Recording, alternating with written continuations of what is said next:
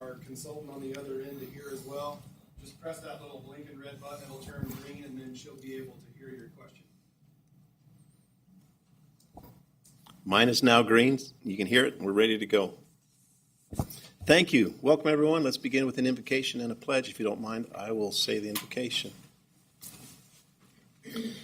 Father in heaven, we thank thee for this day. We're thankful to be together in this occasion and for the purpose. We ask thee to please bless us, that there will be no contention, that we may have our minds and hearts open, that we may learn from thee with thy wisdom and thy grace. We love thee and ask these things in the name of Jesus Christ. Amen.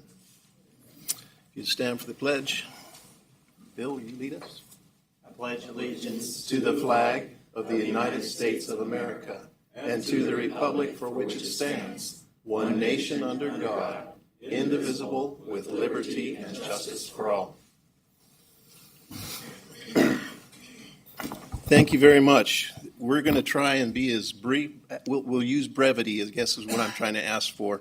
There's all of you that have some great opinions, ideas, thoughts. You've shown that you want to be part of this, and so we want to hear from all of you. So we simply ask when it's time for you to share, that you get to the point, make your points, share those things, and be willing to listen to others as you do that. We've already taught you about the turn on the microphone when you're speaking, because we do. We have our consultants from Black & Veatch who are on the conference call, and in order for them to hear us, you've got to speak into the microphone, so please do that. The other thing I would tell you is that there's no dumb questions. If there's a question that you would like to have, please ask it. Please be involved. We want to make sure that everything gets out there the very best that we can.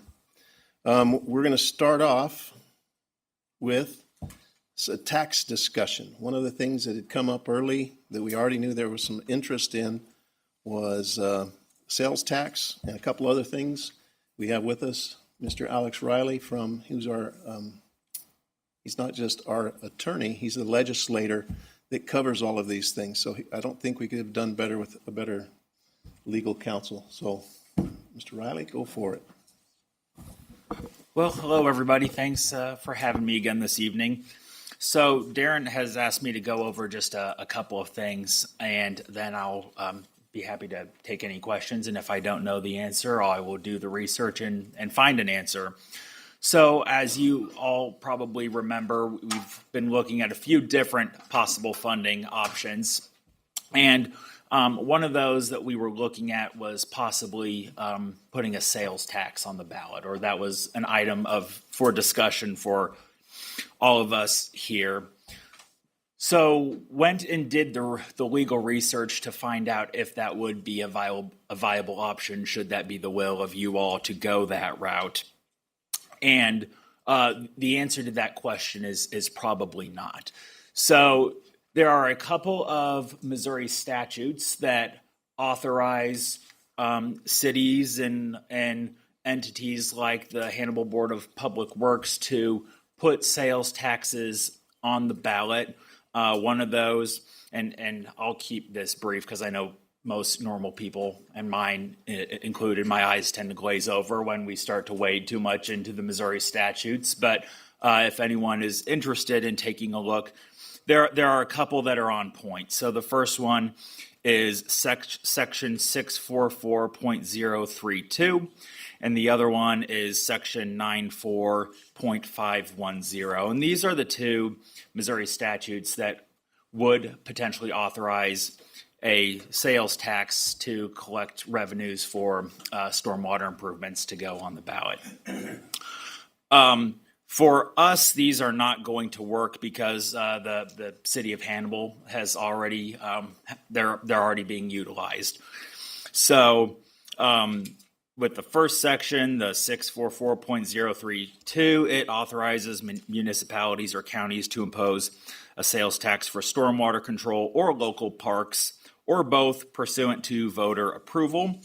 The issue with this one is the city of Hannibal already is utilizing this option and has implemented a 1/2 cent sales tax for funding of local parks, and that can be found in the Hannibal Code of Ordinances at section 15-89. So that one is off the table. And then the other option was the section 94.510 option, which is another statute that allows cities to implement sales taxes, which is capped at a certain percentage. And those have also been utilized by the city of Hannibal. So both of those options are off the table. The other issue that we were going to discuss briefly, and this one is a little bit of a gray area, is the ability to collect taxes from tax-exempt entities. And depending on what type of tax we would be looking at, the answer varies. So we can continue to look at that as we move down the road, but there is going to be issues with tax collection from tax-exempt entities depending on which direction we go. What is a tax exempt entity? So think of things like churches, things, some nonprofits, things of that nature. So any kind of 501c3. A lot of those would fall in the tax exempt category. C4 too, probably. Yeah, there's a whole host of them. School, university. City government. Yes. Right. Can I ask a question about the first statute? Sure. I thought it said or both, and their own city of Hannibal's using it for the park, but what you read said or both. You could use it. So Yes. So let me pull that back. Let me take a look at that. or both. The issue there is there's still a cap of yeah, it's 1/2 cent. So the 1/2 cent has already been, we've gotten up to that point, and it's just So in other words, if we voted in a 1/2 cent, right? yeah, And so as long as that 1/2 cent's there, we can't ever for Right. this type of for this entity, type of it, correct. do another 1/2 cent. Or if Right. that went away, If that went away, is then there a sunset on that? if let me see if there's a sunset on that ordinance. Some of the ordinances have sunsets, some don't. So I don't know that this one does. So if that tax were repealed, or if there were a sunset that we got up to, then that would be an option. But it's not an option for us right now or anytime in the near future. And that's because they never put a sunset on that, and the voters said to do that originally back in whenever that day was. So it would have to be repealed if you wanted to. Right. So you would have to repeal that tax as it's used toward parks and redesignate it for wastewater or stormwater improvements. I'm sorry, I'm gonna ask you, we're gonna be bold and Chair. speak into the microphone. Please turn them on and speak into it so that everybody can hear. Need to turn it on green. It's good. The city now has that 0.5%. Can we go back to the city? Would it take a vote of the people to redirect which way that 0.5% goes to maybe keep 3/4 of it in park and a It quarter of would, it in because that sewer? sorry to interrupt it. It would, because that is specifically set forth in the city ordinance that this is to be used for a specific purpose. It would require a vote to change how that is to be allocated. I have a question. When I was reading the document, that second one that the city has passed includes infrastructure. And my friend, stormwater is infrastructure.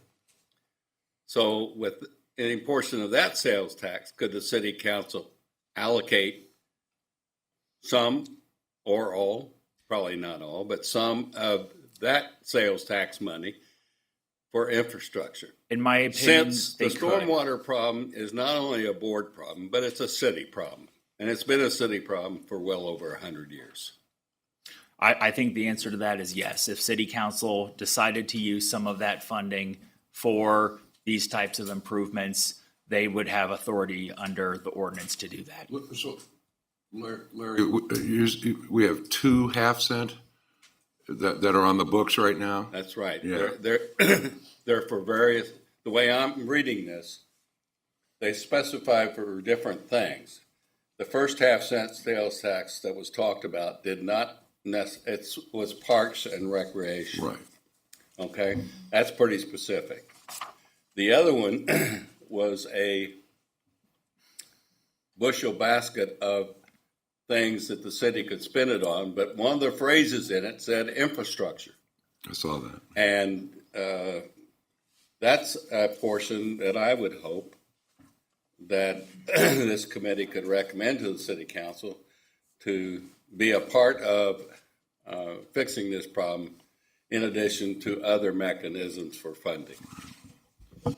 Larry, on that, I believe that that one that you're talking about was just passed by a vote of the people, and it does have a sunset. It does have a sunset. It's 5 years. So as of right now, that would not be a possibility. Well, it could It could. be if the council votes to use a portion of that fund. If they apportion the money differently, it seems like maybe they're. Like I said, the way I read it, it was a bushel basket of various things that the funds could be used for. And one of those things was infrastructure. But Colin brings in a good point. I think it was approved, 2 years ago? No, I think it was just last year. 18 months maybe. Yeah. So it's got a little time before it sunsets. But when it sunsets, that could be rewritten and maybe more of it put before the voters to apply it for specific infrastructure projects. When they is that- advertised that infrastructure tax, they specified storm sewers as one of the things they'd fund with it in their brochure. The brochure that I received, they put that as one of the things they could fund with it. Never, not that they would Right. do it, but So that's, they could fund that with that. But what we did is we passed it back 18 months ago or whatever. right. And we did set a 5-year sunset on that. But what we had basically discussed is to use that half-cent sales tax to fix the dilapidated storm sewers and stuff like that. Not actually part of this bill. The city has responsibility for everything above ground. Yeah. The Board of Public Works, and what you're talking about is what's below. Well, it's below ground. So- Yes. Yeah. So I understand that what sand storm sewers are. would be Right. above the ground. Right.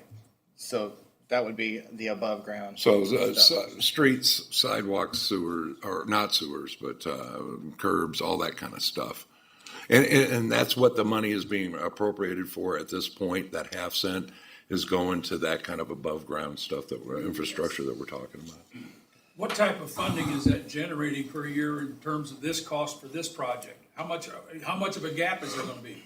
I don't have that information right now. Because that's a big deal on how hard you want to push to have something rewritten. If it's only going to be a 1% change in the budget, Right. then we need to be looking at something a lot more serious and a lot harder to generate this whatever number that comes up with to make the changes. And I understand that they're trying to delineate Board of Public Works below ground, city above ground. But when the stuff below ground is deteriorated, it affects the streets and the sidewalks and the curbs and the parks and everything else. Case in point is the young woman that fell through the sidewalk in my neighborhood a couple years ago. Streets that fell in when the paver went over them. a couple years ago. So we need to keep that in mind. Sometimes that line that we want to draw is actually very blurry because one affects the other. And you can't patch the street if what's underneath it is falling apart. Back to my original question though, will there be dollars available? Will that dollar generated be available to us to look at? Because I really think we need to look and see whether or not that's even worth the effort until we know what that half cent has generated and what that half cent will provide. As of right now. Well, I understand that. You said you answered that, Colin. Yeah. I'm just saying, can that information be provided to us? The half cent will generate about 1.2 million. Okay. Yeah, I was going to say, somebody had that. Yeah. So about 25% of what this project's looking at is what this project is $4 million? Okay, and what are we looking at for this storm? What's the number? We're looking at 4 million 4 million. in 1 year. That's what we're looking at. Why is, yeah. Okay, I'm gonna ask you, we're gonna kind of, your questions are all absolutely gonna be addressed, and we're gonna get to that. Because we're gonna have a presentation soon that covers 4 things. First of all, what's the need? Second of all, how did we come up with a $4 million need? Then we're gonna talk about what are the options. We're gonna give you just a couple of them. You've got in your stormwater, these other items that we gave you from the Western Kentucky, from the Black and Veatch studies, different options. Then we're going to share with you 3 that our consultants have gone through, and with assumptions, we've kind of fleshed them out so that we can see some numbers and how that associates. So I think the discussion we're having is absolute. When it comes to that sales tax, we're going to talk now. I'm going to let you jump back into that exempt. I'm going to steal your thunder right here. I'll go it real short. When it comes to the exempt properties, you're going to see that if they're excluded, it's almost a 50% increase in that assessment for the non-exempt. Problem is, what's the cost of excluding them or including them? If you include them, our legal risk becomes immense. Will they sue us and then win? And I think there's a pretty good chance. Anything can happen in front of a judge, okay? But that's what I'm hoping, that's what I want to, you got to think about that. What is the implications of it? So that's where we're getting to. And I'm going to come back to here, and then we're going to move on, but we'll keep. I'm sorry, but I think something has to be clarified first. Why is there a line? Everything is the city of Hannibal where it's below or above. People above are the ones that are trying to help the people below. Why is there so much separation there? So here's the general manager's cowardly answer to that question. Because in 2017, that delineation was made by the city and said, Board of Public Works, you're responsible from this line down. And from that line up is the cities. They maintain the paving, curbs, everything that has to do with stormwater management above. We're responsible for the pipes down. But you can't generate revenue. That's why we're sitting here today. Well, the Hannibal Board of Public. So the questions that you've just had, so again, my cowardly answer is, I can't change that. That's a city question. And that's where I would say that question has to go to. So I'm not starting the bus and throwing the city right underneath it. We're not throwing that, but that's where.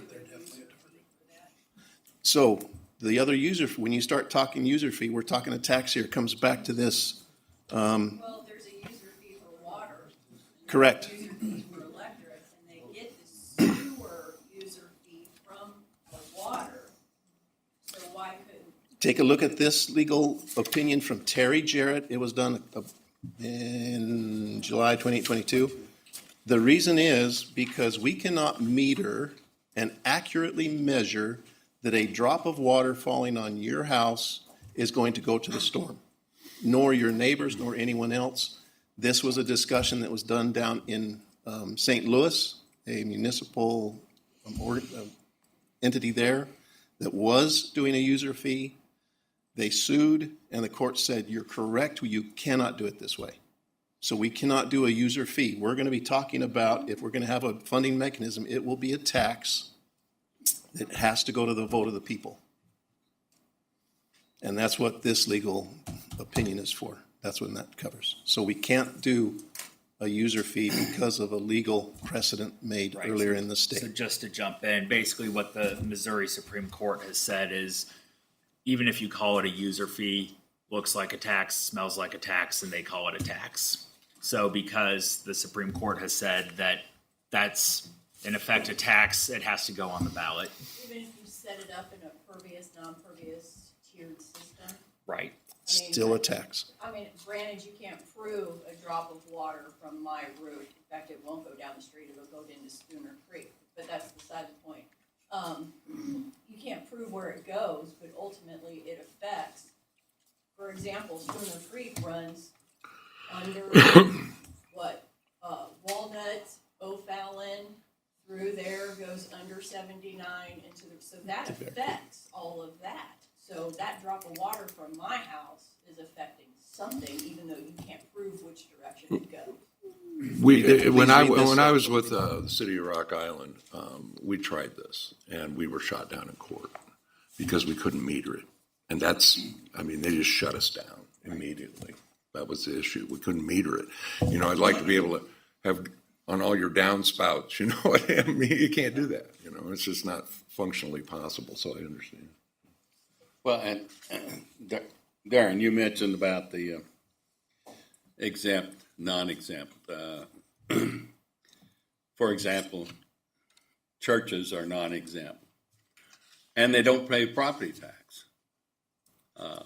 They do pay utilities and user fees that are put on the bill. Payroll taxes. Huh?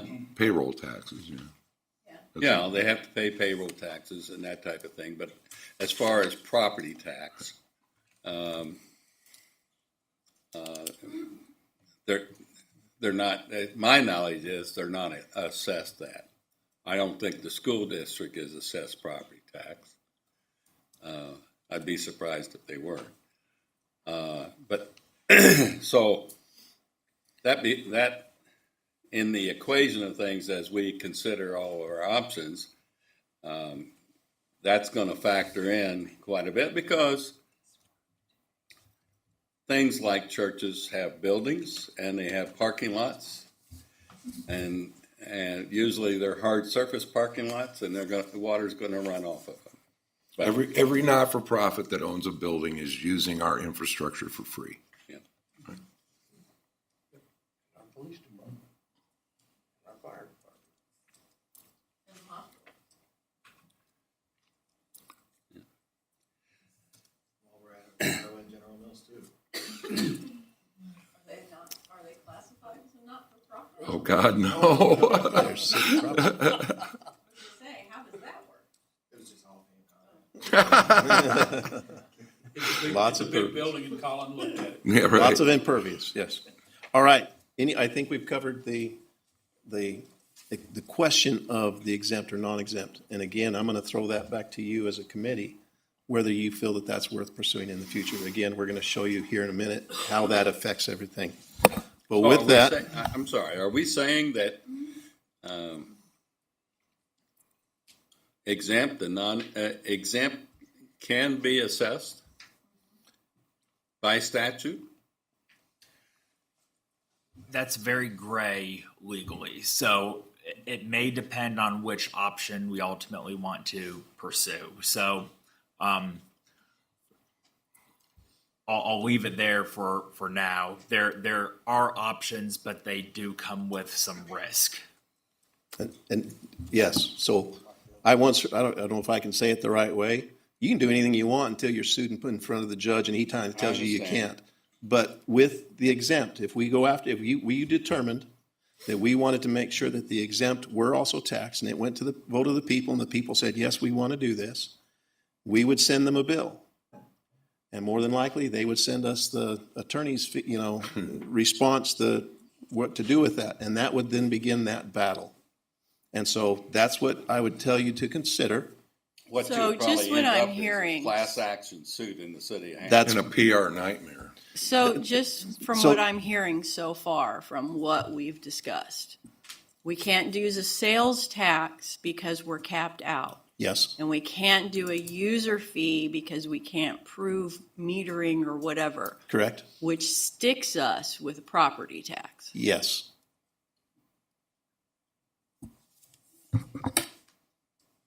No combination thereof. We've got to find a fair way, because a lot of us have a lot of acreage property.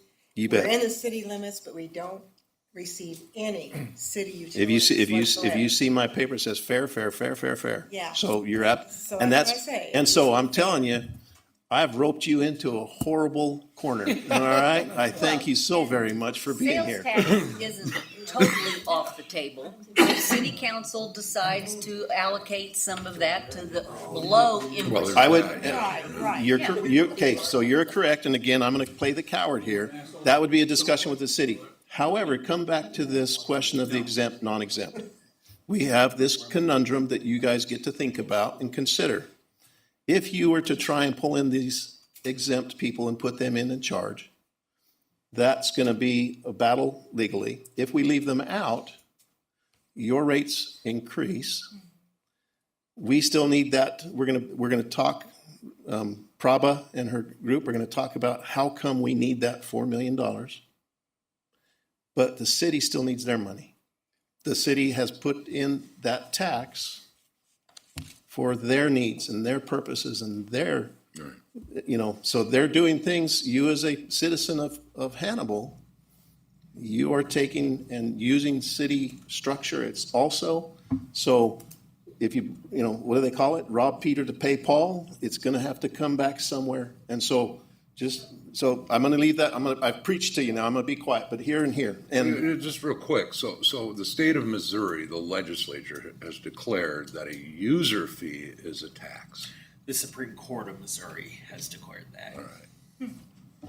Is there one precedent on that, or has it been several? So the most recent case that really set forth this rule, it was a 2013 case out of the city of St. Louis. It's called Zwig versus Metropolitan St. Louis Sewer District.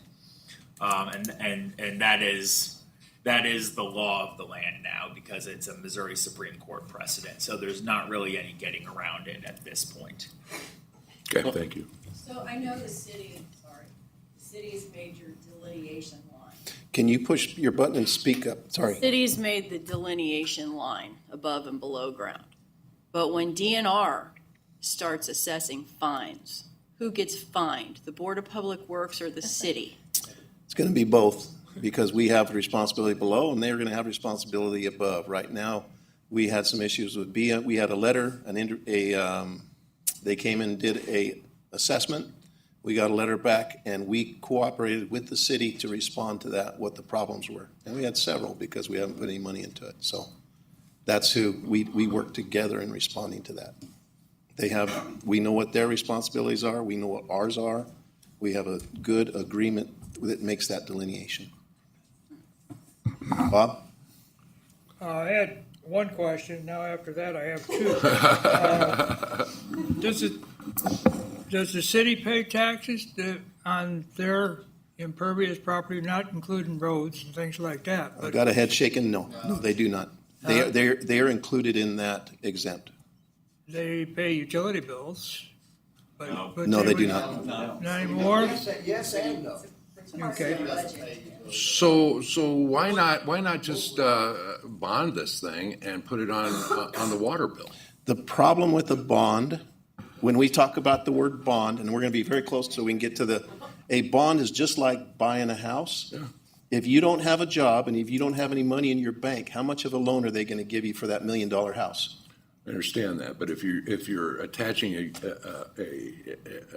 increasing the user fee on the water bill because it's all kind of interconnected and you do the bonding for it, I would think a bonding agency would be fine with it. And again, because of accounting principles that we must have from a government entity, we cannot commingle utilities. I cannot spend electric money on stormwater. I can't use my water. I can't use my stormwater fund to fund a stormwater utility. So You say that last. You cannot use I stormwater cannot money? commingle funds. Yeah.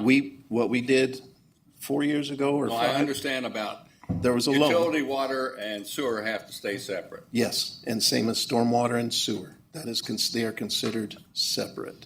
Okay. But, question, is not our stormwater system a utility of this city? That is exactly what we're trying to make, yes. The question is it not? Yes or no? No. Why not?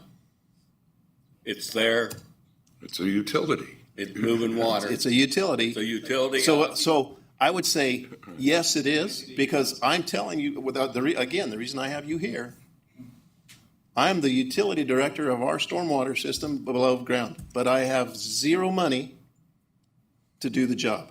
I know on my utility bill, my personal one, my church one, there's a user fee for each category on that utility bill. Yes, Electric, water, and sewage. correct. We add a stormwater as a utility and put a user fee on it. Is there some, And everybody would have to pay that user fee. is Problem there some is, legal precedent that keeps us from being able to do that? correct. That's- It has to be a tax. Right. I That's- cannot this- do that because I cannot meter it. And we're back to Then that. how can, I know the voters approved it, but I'm gonna ask you another stupid question. On the utility bill, there is a $1.90 recycling fee. Yeah, it was voted in, I know, yeah. It's a tax, and but we it's are being used on the utility bill. correct. We are the mechanism to collect that, and we send it right over to the city, and that is for recycling. So, The only reason we actually have that tax though is because it was put on one time a long time ago. I know, yeah. No, it was recently updated. Yeah, it was I- recently voted for to update that. Yeah, again. Right, yeah, right. I I know. think it was and, this last board that meeting, was one of those- city council meeting, I believe. that was one It's of always those, on an April ballot where nobody votes. right? It's that pesky metering thing that's really locking us up here. you know. Yes, yes. If we could meter it, then we could do it. Okay, so that takes it back to the question about. Hold on, no, I'll tell you what. I'm gonna ask, we got a couple of things. A, I want to get to our presentation real quick, because we do have our consultants on board. Some of that will be answered, some of it's not. We're gonna go through a couple of things. First, I'm gonna cover this little bit here. We're gonna cover 4 things. First of all, why? That's very fast. I think we've already covered that. We're going to talk about number 2, why we need $4 million. How did that come up with? And frankly, the real quick answer to that is I want you to know that we didn't just throw the dart at a board and hit the 4 million mark. There's actually a lot of thought and a lot of reasoning and a lot of things that have gone behind that. We have fixed costs, which would associate with a user fee. There's actual capital costs that we have coming. We have things that we have to do for many other reasons. Cost recovery, that is really, I'm putting that squarely on your shoulders. That's exactly why you're here, is to help us come and think about all these options that we may have. What's the best way to come up with a tax that will fit our needs and be fair? And that's the last item with the customer implications. Probably next slide. The context, why are we doing it? Very quickly, I can break down our stormwater into 2 things. Number 1 is quantity. We've got pipes in the ground. Some of them are 80, 70, probably up to 100 years old. Some of the old brick and the old stone avenues that have been created underground. And it's safety. Michelle talked about the young lady that fell through over there on Union.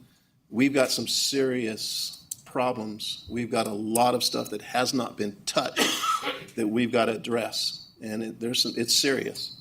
Regulatory compliance, MS4, you see down there, it's municipal separate storm sewer system. This has to do with water quality. Right now, we're a step 2, while there is a step 1, which goes to your large St. Louis's, your Kansas Cities, your large communities, where they're actually starting to measure the amount of nitrates and phosphates that are going through your stormwater after it rains. We're not to that point yet. But all that compliance stuff is going to have a cost to it. We have to have an outreach officer. We have to be teaching and educating. What changes you from a step 2 to a step 1 is St. Louis is a whole lot bigger than we are. It's a whole lot bigger. But all it's going to take is for the government to say, all right, the next part is what they're after is there's the eutrophication that's going on in the Gulf of Mexico. How's that for fun? We've got dirty water coming through the Mississippi, hitting the Gulf of Mexico, and there's a place down there about the size of half the size of Texas where everything's dying and dead because there's too much nitrates, too much phosphates. And so how long will it be until they start coming to the next size down? So it could be 200,000, it could be down to 100,000, it could be down to 10,000, and we're in the middle of it. So it's regulation. But that would attack every city in Missouri, not just us. There's a whole lot on there. Are they hammering on us just because we're right on the river? We are a point source polluter is why they're coming after the municipalities. That's utility north of town. So you talk about regulation, you tell me when regulation actually relaxes. Okay. It's a government entity, it's never going away. Amen. There you go. Next, level of service. How much do you want?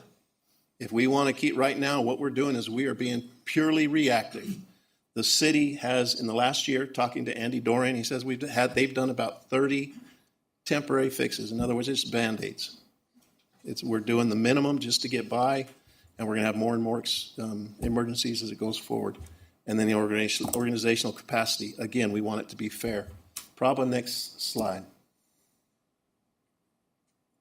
Here's our MS4. When we talk about that, I want you to know this. We have not been putting money into it. We do know that we have over 2,400 inlets. We've got 2,337 culverts, 334,000 feet of pipe, but we do not know how deteriorated it is because we've been in some.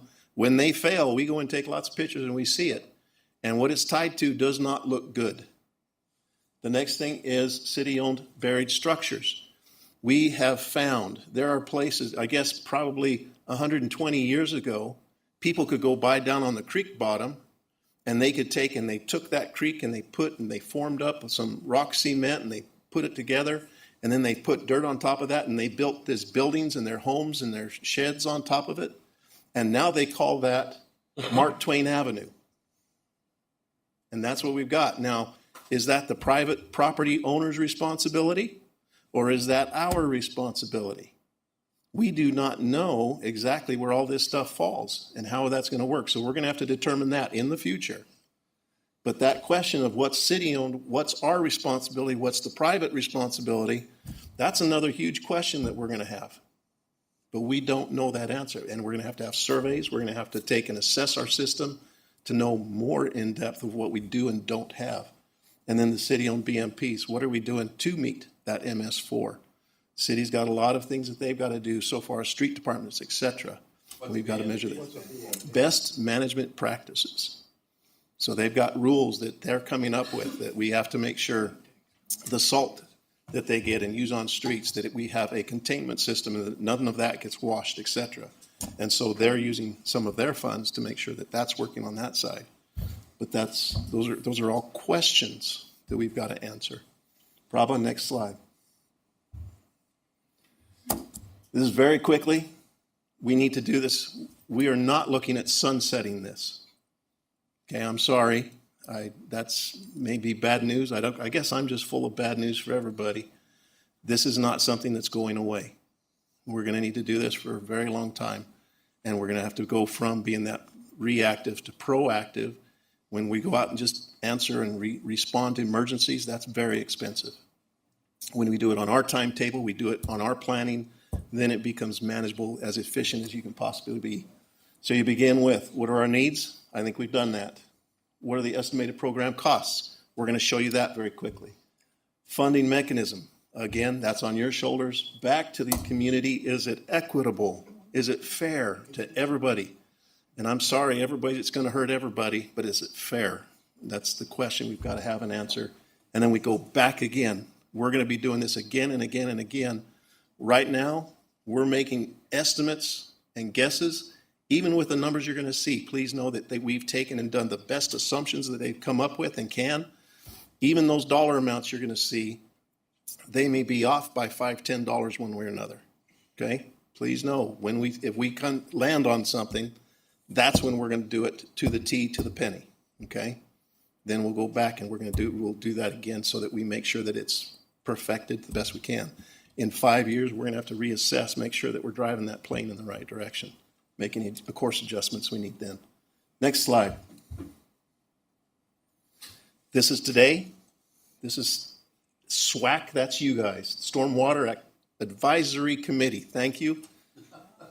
What we're going to ask you to do is we're not going to ask you to, we want you to ask questions today. We want you to talk with one another. I want you to come up with ideas. I want you to come up with questions for our attorney that we don't have any idea what the answers are just yet. Then we're going to come back and give it to you. What I would like you to do is you're going to have those questions. I want you to talk with one another. We're going to share within yourselves your email addresses so that you can talk. That's absolutely what we want you to do. We want you to come up with those ideas. We want you to ask the hard questions that we need to come up and answer. We're going to get that back to you as quick as we can. And in a month, we would like to meet again. We'll talk about that at the end of the meeting. But that's when we're going to have those responses. We'll be able to cover it again. Hopefully, you've got an idea of where you want to go and what your recommendations will be. If we need a third meeting, if we need a fourth, we'll do that. But let's move forward at least to that second meeting. And I'd ask you to consider sometime during the week of June 5th. Next slide. Again, repeating just what I said. We've got some things that we're asking you to consider. Financial plan and phase-in strategies. We're going to show you what we have planned. Maybe you have better ideas. Preferred cost recovery approach. Put a big star on that one. That's what we need you to look at. Utility rate structure parameters. There's some mums. There's also some caps that we're putting on what we're going to present to you right now. And, it's nothing over 5 acres. Anything from 5 acres down. If you have 100 acres, you're going to be cut right there at 5.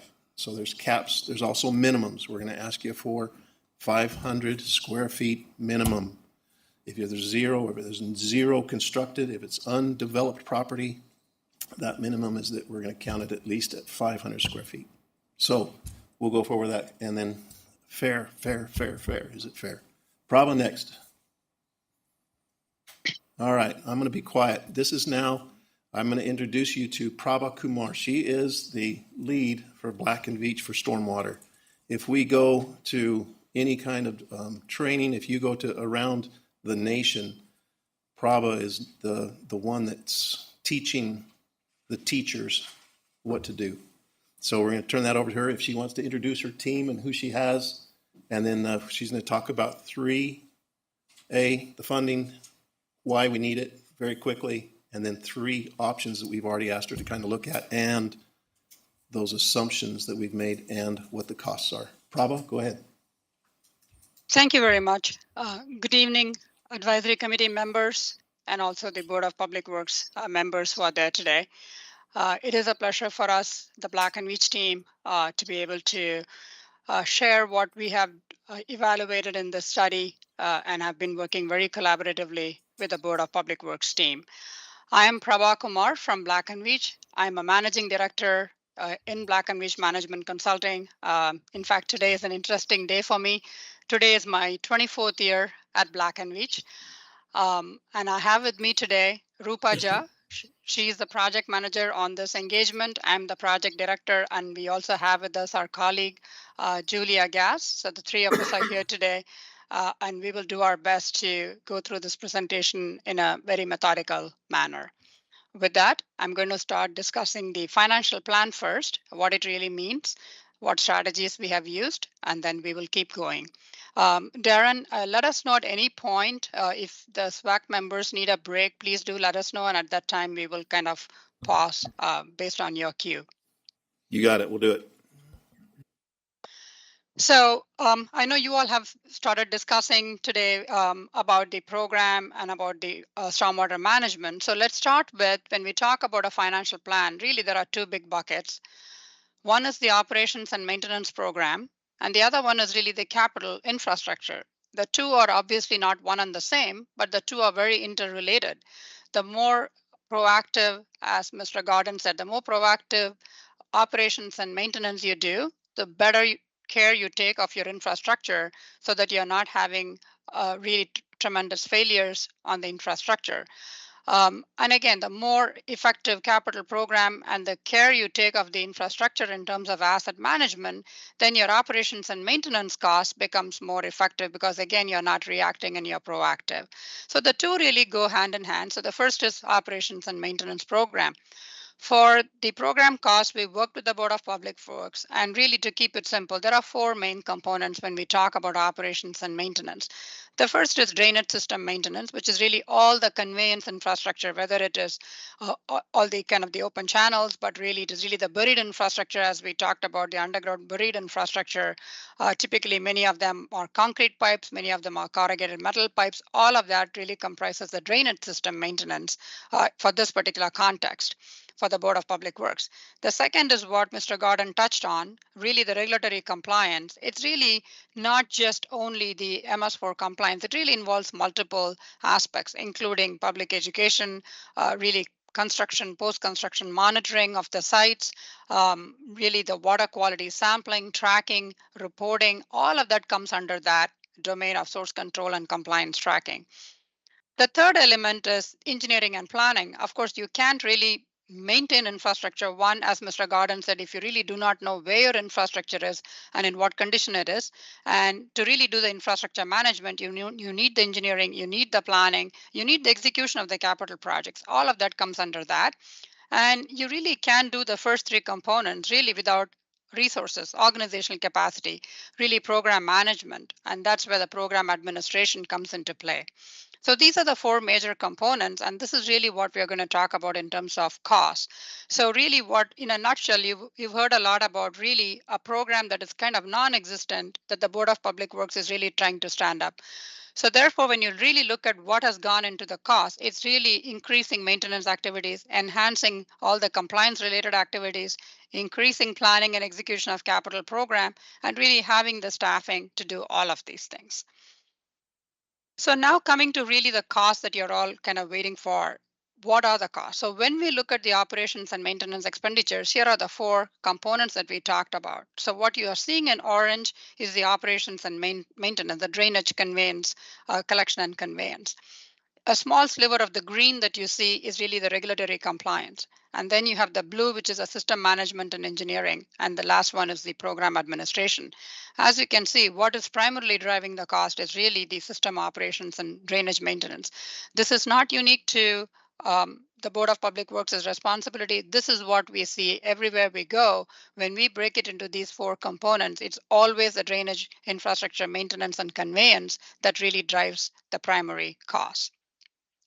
When you look at 23 and 24, if you're wondering why is that so small, really simple answer, there's no money. So in 23, the Board of Public Works, whatever little the Board of Public Works did, which you can really see is really such a small amount, that was borrowed from the electric fund. So it's not free money, it's borrowed from the electric fund. There's an agreement to repay the electric fund whenever stormwater funding comes into play. In 2024, they no longer have the capacity to borrow from the electric fund. So to manage 2024, the Board of Public Works has decided to borrow from the sewer fund. There is no agreement yet, but the plan is to borrow from the sewer fund and then repay it back to the sewer fund. So obviously that is not a sustainable way to run a program. So to meet the program needs that we have collectively worked with, ultimately 25 through 29, which is a study period. So you'll see that 25 through 29 throughout the rest of the presentation. We need a more dedicated funding source. And so that's really what we are talking about. So this is a program cost. It really from in 25, it has to go to almost 2 million, slightly over 2 million, and then it kind of stabilizes at 1.5 million. If you're wondering why that is the case, because so much has not been done, the Board of Public Works has to ramp up some of the activities, including contract maintenance activities, so that they can get to a certain level, and then they can start beginning to get into a more moderate level of operations and maintenance expenditure. So that's why you see a bit of a ramp up and then it kind of tapers a little bit. Now let's talk about the capital program. So capital program is really, really very modest for the level of infrastructure failures that you all talked about, that Mr. Gordon talked about. It's not that this capital program is very significant. And that is by design. We really can't do a heavy lift on an operations and maintenance program and a capital program all at the same time. So this is one of the balancing strategies where we are really starting very modest. If you look at 2023, when there was money, the Board of Public Works is able to do up to 5 million. So where did that money come from in 23? It came from ARPA funding. It's a one-time source. It's gone. There's no more of that ARPA funding that's coming. 2024, the Board of Public Works doesn't have any money. They're planning to borrow from the sewer fund only for operations and maintenance that I showed you on the previous slide. So they are not able to borrow anything from the sewer fund for the capital program. So there's really going to be no capital program for all the small projects in 2024. But that is not sustainable. So starting in 25, we are planning to begin to have a meaningful small levels of capital program. And again, in the first 3 years, we really cannot ramp it up because we are trying to ramp the O&M program. So therefore, we are starting in a little modest way, getting the vehicles and equipment that is needed. And then starting in 28, you can see the capital program increases a little bit. Even there, because of the pressure on the cost, the vehicles and equipment is really going to be purchased in 27 and 28. So that's the capital program really growing from a very modest, less than $1 million to up to about close to $2 million. That's really what we are projecting for the 25 through 29 study period. So we talked about the O&M program. We talked about the capital program. Then what do we do with those costs? We then bring it together into what is called a multi-year financial plan. So the multi-year financial plan is really a financial roadmap. It's not just O&M and capital. When we talk about a financial plan, very similar to water, sewer, electric, gas, utilities, the same best practice. We also have to look at some reserves. And in this case, I already told you the Board of Public Works is borrowing from the electric fund, borrowing from the sewer fund. All that has to be repaid. So the repayment has to be looked at as well. All of those things go into the cost aspects of the financial plan. Then we also look at, is there any other revenue source that we can get, any other funding source? Unfortunately, at this point for the Board of Public Works, there is no other funding source. That's a pretty difficult challenge for us. But in other places where we do this work, sometimes there are some other sources that they can provide. But here we really don't have any other funding source. So then we bring the cost, all the requirements into a financial plan so that we can then determine what is the annual revenue requirement that we need to get each of the year. So today we are going to talk specifically about 25, but we will show what's the revenue requirement for each of the 5 years. So now when you look at each of the 5 years, as we said, 2024 is very modest at $478,000 because that money is going to be borrowed from the sewer fund. But then when you really do a proper financial plan, when you look at 25, the operations and maintenance I already showed you. It starts at about $2 million, ramps up to 2.1, and then slowly we taper it down to about 1.5 million. And then I'll come to line item 2. Let me go on to line item 3 here. Because we borrowed money, the Board of Public Works borrowed already money, about $1.7 million from the electric fund so far. They have an agreement to repay it. And that's about $30,000, $33,000 of repayment that has to happen with a 2% interest. And in addition to that, now we are going to borrow for 1 year from the sewer fund, close to $500,000. That has to be repaid also with a 2% interest. That's the plan. So that will be about another $10,000. So that's why the $43,000 per year of repayment money. Capital program, I already talked about it, starting very modest and taking it up to about $2 million per year. So those are the 3 components. Now, when you run a utility, the best practice in the industry, regardless of what utility it is to also have some level of reserve for any emergencies, for any catastrophes. So here we are starting in a modest way. We are starting from about 45 days of operations and maintenance per year in 25. And then we are gradually trying to increase it to about 90 days, and I'll show you. So what you're seeing in that line, the first year, we are trying to build that 45 days because we have nothing. Then after that, we are slowly beginning to incrementally increase it so that we can reach the 60 days and eventually the 90 days. So what you're seeing in columns 26 through 29 is that incremental increase after that first big push of $250,000.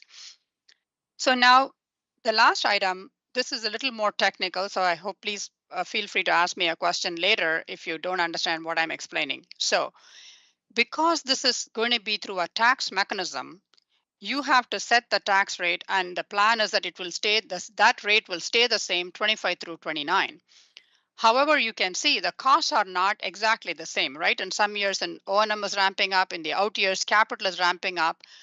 Therefore, what we have to do, we have to set the rate in 25 in such a manner that it can cover the annual requirement of every year.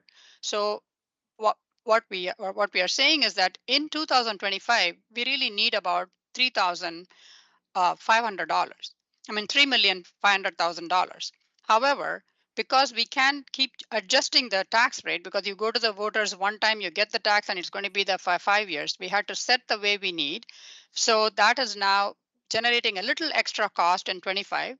That extra amount, after we meet all the requirements of line 1 through 5, the extra amount, we take it and safely put it into what is called a rate stabilization reserve.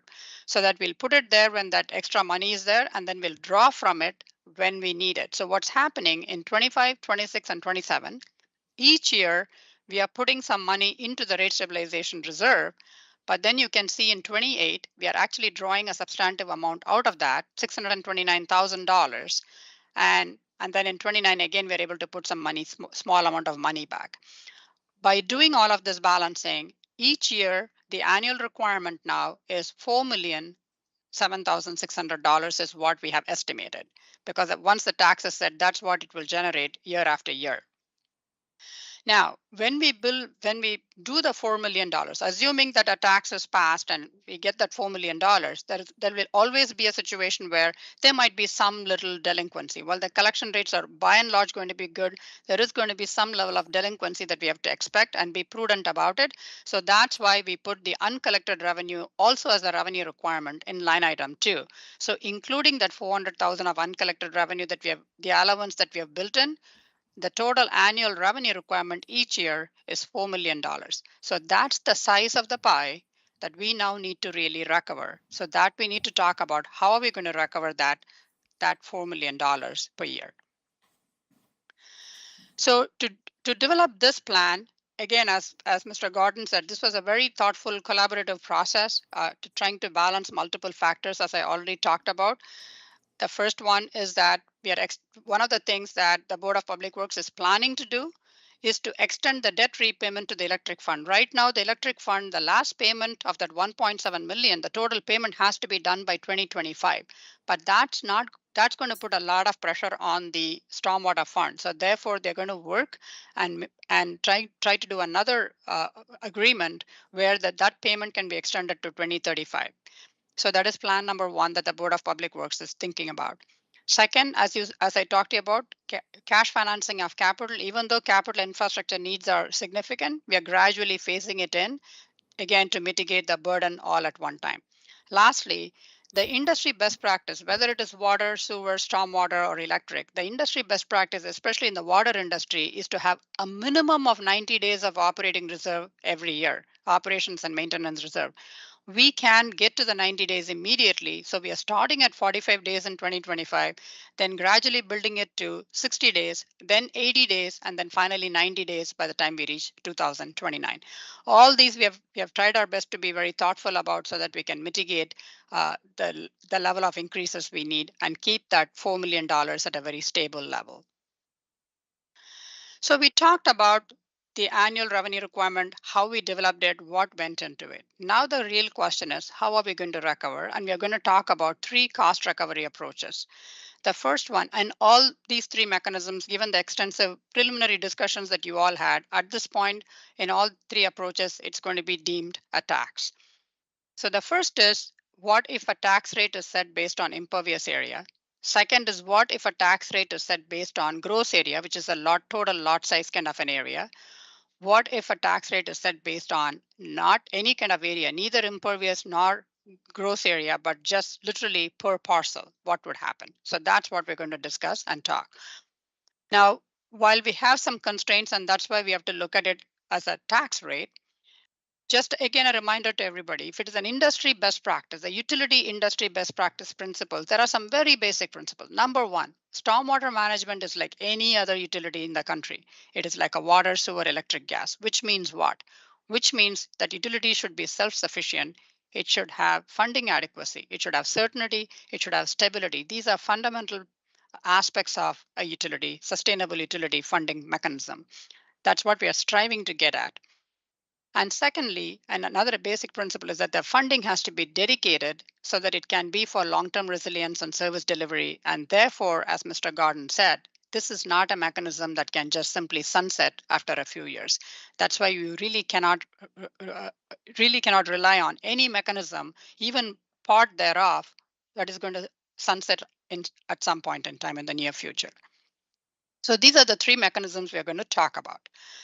So regardless of which mechanism you all debate and discuss and come up with, there are some fundamental things we have to go through in terms of steps. First, we talked about a financial plan. So what does a financial plan do? It tells us how much money is needed, which is what we call the annual stormwater revenue requirements. Next, okay, once we know that, that is the numerator of an equation. Then how do we recover that? That's where the cost recovery approach comes into play. That gives us what I would call the denominator of the equation. So in this particular case, how are we going to calculate the billing units? And we'll talk about that. That's the basis of the cost recovery. Once you know how much cost you have to recover, how you're going to recover, then you bring the two together, and literally that will tell us what's the system-wide rate. We are going to talk about three approaches, so we will talk about the unit rate under each of the three approaches. Once we have a system-wide unit rate, then you can apply that to individual parcels based on the rate cost recovery approach, and then calculate a stormwater charge. So this process applies to all the three methods that I'm going to be walking through right now. So let's go to the first one, which is the impervious area rate. So again, as you see here, the revenue requirements divided by the billing units. In this approach, the billing units is going to be calculated on the basis of impervious area, and we'll talk about that. So I know all of you probably know about impervious area, so just bear with me. Just a quick, again, reminder what impervious area is and why it is important. The bottom line is impervious area is basically a hardscape. Any hardscape surface, including compacted gravel, even sometimes even loose gravel, compacted gravel, driveways, sidewalks, patios, building roof line, all of that comprises parking lots. Everything comprises impervious area. Why is that important?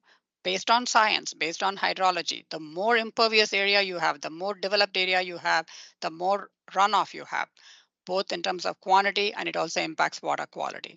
So here's a quick picture. Residents, the red is a roof line. We typically look at the roof line as one of the major components of impervious area, but all the yellow that you see here, that's all. In the case of a house, it's a driveway, patio, decks. In the case of a big box store like a Walmart, it is a lot of parking lot. If you look at a huge medical center, they have multiple buildings typically and a lot of parking lot. So that is the reality. And just visually, you can clearly see who has the most impervious area. So we'll talk about that because impervious area, what the impervious area does, we all talked about that you can put a meter and measure stormwater. If you cannot put a meter and measure stormwater, then what's the next best surrogate way? The next best surrogate way in most of the country where there is a stormwater user fee program, it is impervious area. So that's why we are looking at this as one of the options for impervious area tax. So we'll quickly talk about, again, we're not going to go into the technical details, but again, a lot of due diligence went into it, but we're going to give a quick level of how did we develop impervious area. This Board of Public Works was able to provide to us basically a layer, what is called a geographic information system layer of building outline. So they were able to give the building roof line, which is what we call the building footprint outline for every parcel. So we were able to get that. Board of Public Works had developed it at some point, so we were able to get that. And then, so that's all we were able to get. There was no other impervious area that the Board of Public Works was able to give. So therefore, we had to then estimate to recognize driveways, parking lots, all other improved areas in the property. And we used a very specific methodology to do that for estimating the driveways for the residential properties and parking lots and all other improved areas for non-residential properties. So once we did those two steps, then we were able to bring the two together. Now, it's not only the improved properties that contribute runoff, based on science and hydrology, even unimproved properties, even undeveloped land, depending on the quality of the undeveloped land, the moment there is a high level of saturation due to excessive wet weather, even undeveloped land, when it reaches a point of saturation, it is going to send runoff. Obviously, it's not going to send runoff at the same level as the improved areas, but nevertheless, it's going to send some level of runoff. And typically, the industry best practice is to recognize runoff also coming from undeveloped land.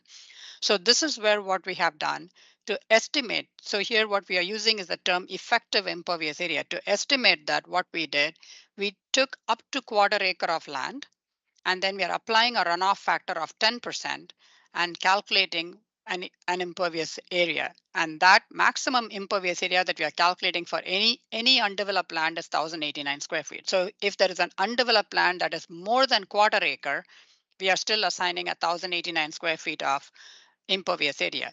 If the land is less than quarter acre, if it's only, let's say, 2,000 square feet of undeveloped land, then we are applying a 10% to that 2,000 square feet, which is like 200 square feet. So that's how we did for each undeveloped land parcel. So from the data we got, we knew which parcel was residential, which was non-residential, and then all the undeveloped land were parcel that had no actual impervious area. By doing this very technical process, we were then able to delineate impervious area square footage for each parcel and then aggregate it by customer category, which we will show you shortly. So here's what we found based on our analysis. In the city of Hannibal, in the service area, basically 77% of the parcels are residential, 10% non-residential, and 13% undeveloped. That's the first pie chart you're seeing to the leftmost pie chart. Now, visually, you go from left to right, that 77% of the residential, that is 77% residential parcels, they only have 40% of the total lot size, total gross area in the city. 37% sits with non-residential and 23% with undeveloped land. Now, when you look at impervious area, the residential becomes even less. 77% is the number of parcels, but they only have 21% of impervious area. Non-residential is 10% of the parcels, but they have 78% of the total impervious area in the city. And the undeveloped land, which is 13% of the parcels, because of the estimation approach we used, we are calculating just about 1% of impervious area. So that's the makeup really of the total impervious area that we have come up with and the lot size that you see. So all these three, the number of parcels, the gross area, and the impervious area, all three are going to become important because that's the basis with which we are recovering the three tax rate approaches. So in terms of actual numbers, you can see here the total number of parcels. These are parcels. The city of Hannibal's parcels, as many of you might know, most of it is in Marion County. There's a small number in Rawls County. About 199 parcels are in Rawls County. So the total is 8,000 parcels. You can see the total square footage in terms of the total lot size, which is the gross area, 372 million square feet. Impervious area is about 94 million. And so you can also see the percentage distribution for each of these categories. But the key takeaway here is that if you look at it in terms of lot size, the average residential is about 24,000 square feet lot size. Average non-residential is 167,000 square feet. And of course, undeveloped land is about 81,000 square feet. If you look at it in terms of impervious area, the average impervious area is 3,000 square feet. Non-residential is 90,000 square feet, and undeveloped land is really, really small because of the estimation we did at 870 square feet. So that is something to keep in mind when we are talking about the fairness and equity and all of that when we talk about the cost recovery approaches. So just to give you a sense, we talk average, and as we all know, average always gets skewed by the low end and the high end. So if you want to talk median, just to give you a sense, the median residential is 2,660 square feet of impervious area, very consistent with what we see nationally as the median impervious area for residential properties. So when we talk about now the billing units, because we talked in terms of square footage, for calculation purposes, we then translate that into billing units. But here, before we translate into billing units, the key thing we have to point out, you heard the discussion right in the beginning that the city-owned properties do not pay, and therefore here in this analysis, we are not including city-owned properties in the calculation. So that is why in the previous slide, you saw a total of 8,000 parcels, but that comes down to about 7,880 because there are about close to 300 parcels that are city-owned, and therefore we are not including it. So that's what that is. So now when you look at the number of parcels, it's basically 7,880 parcels. When you look at the billing units, what we did was we did not take the entire, so we first look at the gross area as a potential tax rate, right? So we wanted to calculate the billing units under the gross area. Even though there is 372 million square feet of gross area, we didn't take all of that. We did a reasonable cap. We said for gross area, we are only going to take the first 5 acres. The idea being that any land that is beyond 5 acres is hopefully in a fairly wooded natural kind of condition supporting the natural hydrology. So we did not include anything more than 5 acres in our analysis. So we capped it at 5 acres. And so using that methodology for the lot size, whether it is residential or non-residential, we capped it, or undeveloped, we capped it at 5 acres, and we were able to calculate 371,000 billing units. One billing unit equals 500 square feet of gross area in the case of gross area billing units. Similarly, in the case of impervious area billing units, we already told you how we calculated the impervious area first for every parcel. We took all of that information. By dividing that by 500 square feet, we are able to get 153,000 billing units. So this is really the key point. Now, at this stage where we are calculating the gross area billing units and the impervious area billing units, we are including all parcels except city owned, which means we are including all tax exempt properties as well. You will see in the next slide what the distinction is. So here now let's talk about the impervious area. So if we have the impervious area billing units for all properties, including all exempt properties, we come up with 153,137 billing units. However, if the legal implication becomes that tax exempt properties cannot be charged a stormwater charge, then we lose 48,500 billing units and we get only 104,000 billing units. So that's the level of loss we will have if exempt properties cannot be charged. Okay, so now that we have the billing units, the next step is to really now translate it into dollars, right? So we know that we have to collect $4 million. We know in one situation we have 153,000 billing units. If exempt properties are excluded, we have 104,000. Now you translate that into rate. Under the inclusion of exempt properties, which we call scenario one in all these 3 options, it's $26.17 per 500 square feet per year. So that's what the rate is. We'll show you shortly what that means in terms of actual charge for various properties. But if you exclude the exempt properties, then it becomes $38. So you can clearly see there's a $12 impact by excluding the exempt properties. So this is the IA tax rate that we have estimated. Now let's talk about the gross area tax rate. The methodology is going to be exactly the same, except instead of impervious area billing units, we are now going to use the gross area billing units that we calculated, right? So the same thing, exempt properties will get, if you include them, it's 371,000 billing units. We lose about 35,000 billing units if all the exempt properties have to be excluded. So what does it mean in terms of the tax rate? For the gross area tax rate, it is $10.80 per 500 square feet per year of gross area. It is $11.94. So here you see about $1.10 difference in terms of the rate differential between including and excluding exempt properties. The last method is the per parcel approach. So here the area doesn't matter. It's strictly if there is a parcel in Hannibal, that parcel gets charged. That becomes a very, very basic approach.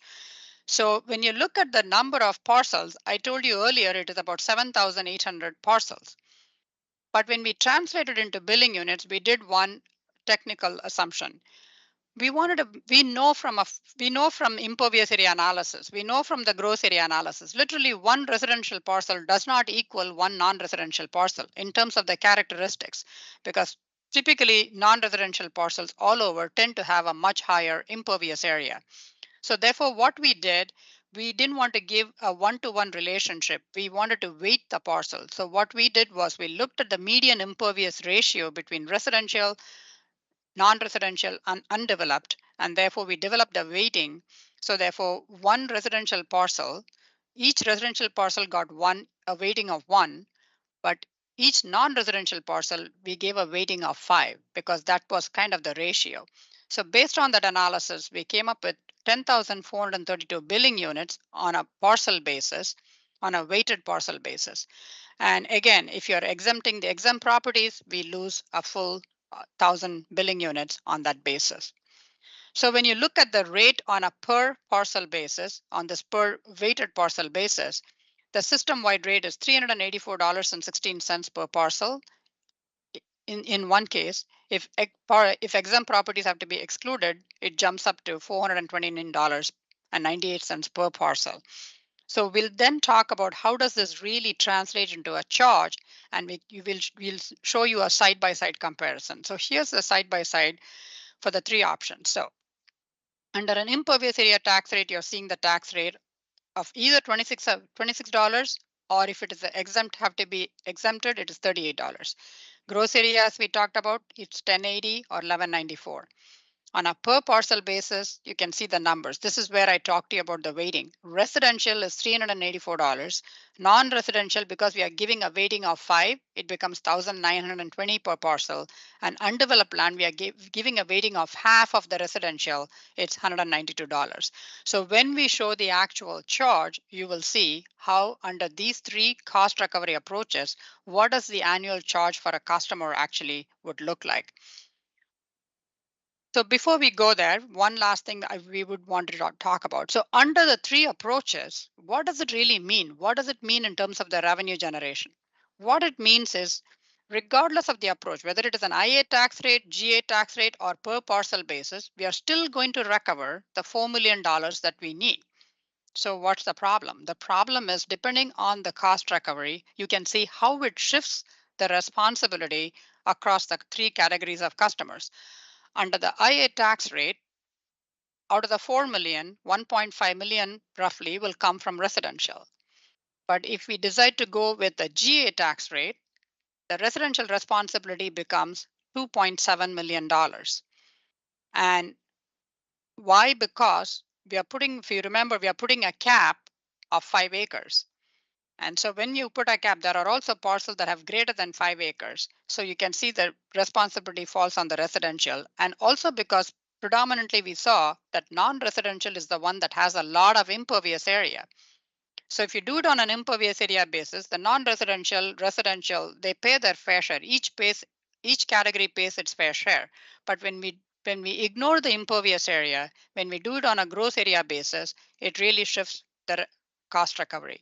Now let's look at per parcel. Strictly, when you look at per parcel basis, residential properties take the brunt of the share at $2.6 million.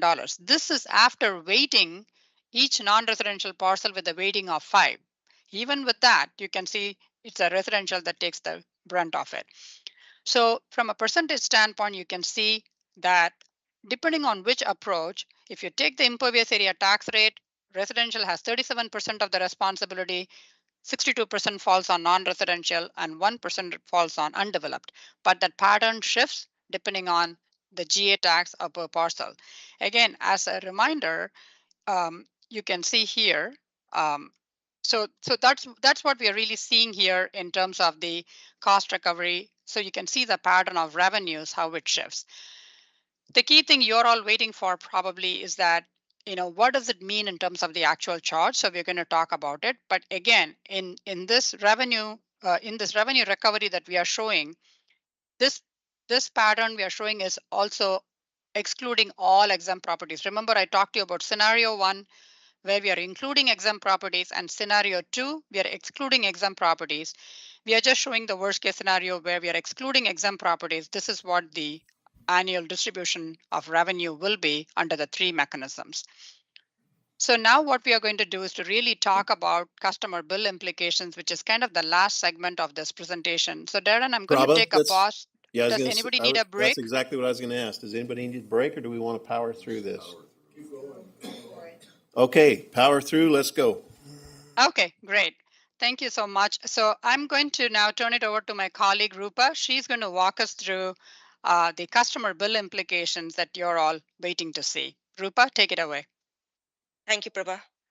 So, good evening, everyone. We really appreciate you all coming here to listen to our presentation today.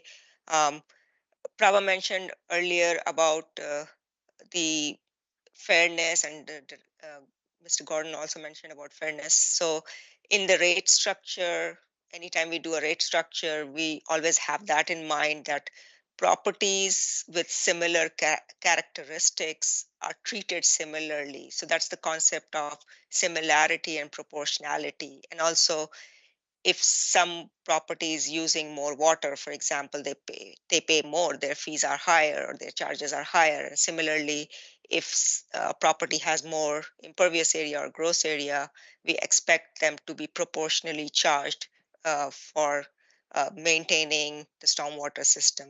So that's one of the most important things. We also considers an equitable cost recovery, so everybody is treated with fairness. Also, it should be administratively not burdensome on the utility to put that in a bill or to calculate the rates, and also for the customers, the citizens in the end, to understand their bill and understand why they're paying what they're paying. So those are the rate structure considerations we always keep in mind. In case of Hannibal, each property, if this measure was to be approved, if this fee was to be approved, it will be individually calculated for each parcel. So every property, we have the area for each property, the building square footage, like Prabha mentioned earlier. So uh, all the lot area, everything. So the rates will be based on actual measurements for that property.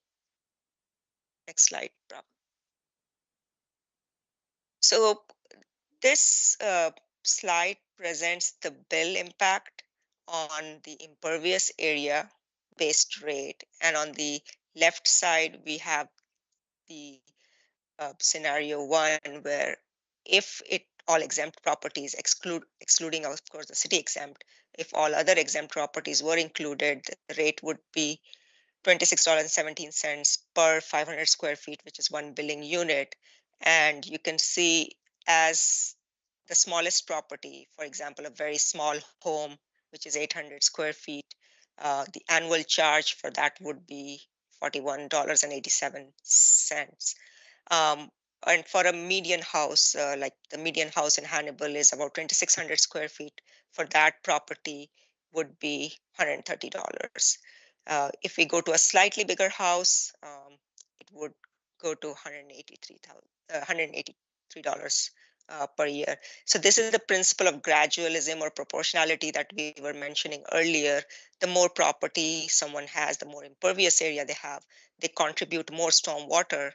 So the cost has to be recovered appropriately from them.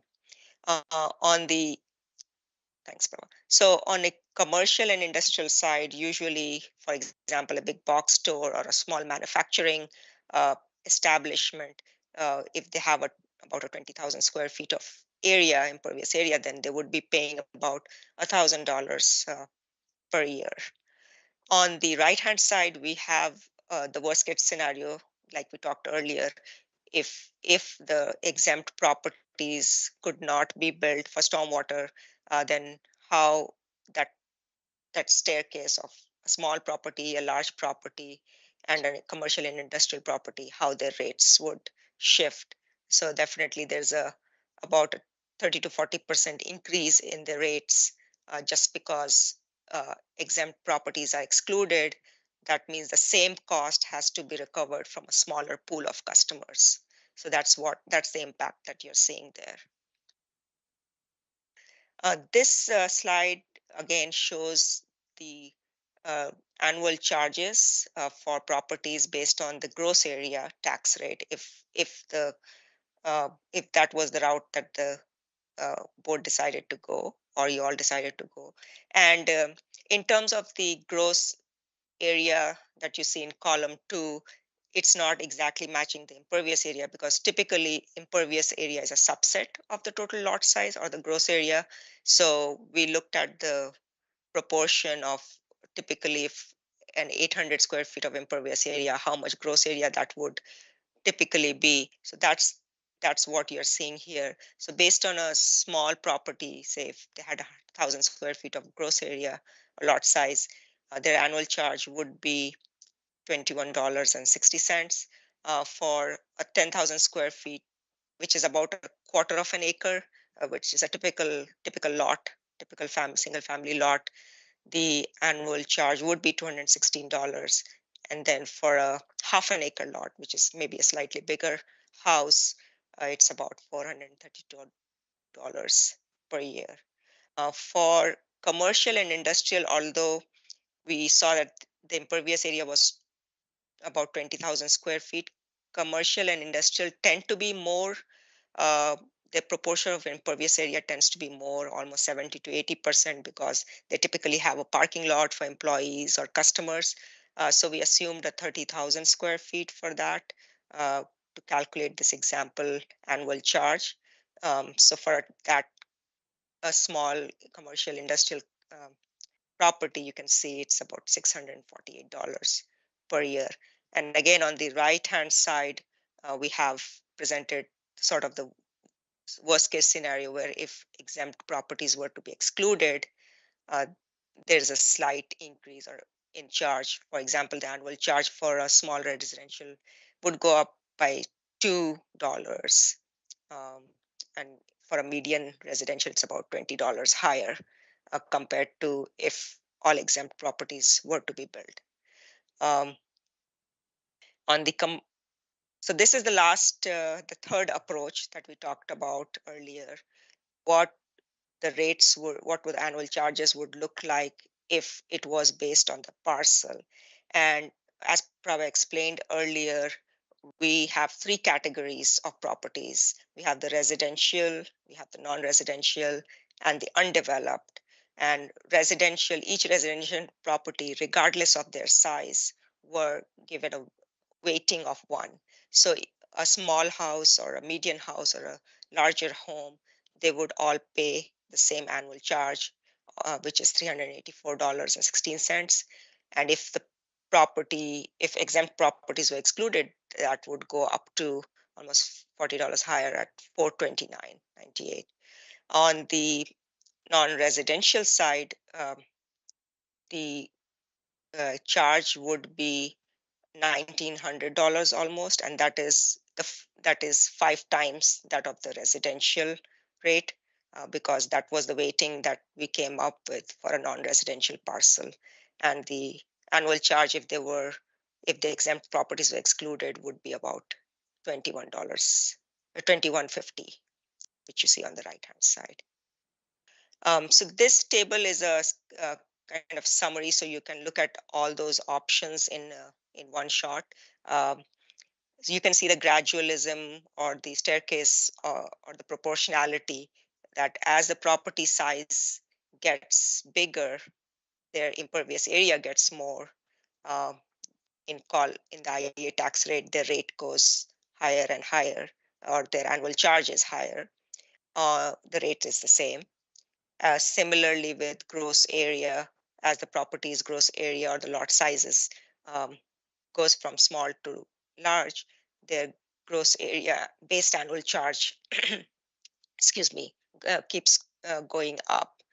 But on a per parcel tax rate basis, if that was the approach that was decided upon, all properties which fall under the same property class, they would pay the same. So a small residential or a big residential property, they would all pay the same per parcel tax rate. Similarly, all non-residential properties, whether they are big or small, it could be a big industry or a small manufacturing establishment, they would all pay the same amount. So in terms of um, fairness or equity, the per parcel tax rate is sort of the least equitable because it is not considering the actual stormwater contribution, which is coming from the impervious area, but rather just the property classification. And again, just as a note below says, this is the scenario which excludes all exempt properties. So this is the higher of the two scenarios that we are presenting, which is the worst case scenario in terms of charges. Next slide. Great. Do you want to Yeah, thanks, go over Rupa. this? So we talked about, so basically this really tells you the whole story in a nutshell under the three approaches, right? So we talked about the IA tax, the GA tax rate per parcel. You can clearly see what each mechanism does. And again, as a reminder, under the GA tax rate, instead of taking every single square feet of land or every single acre of land, we capped it at 5 acres. And just as a reminder, there are 215 parcels in Hannibal, and each of those 215 parcels have more than 5 acres, and some of them have very substantive acreage.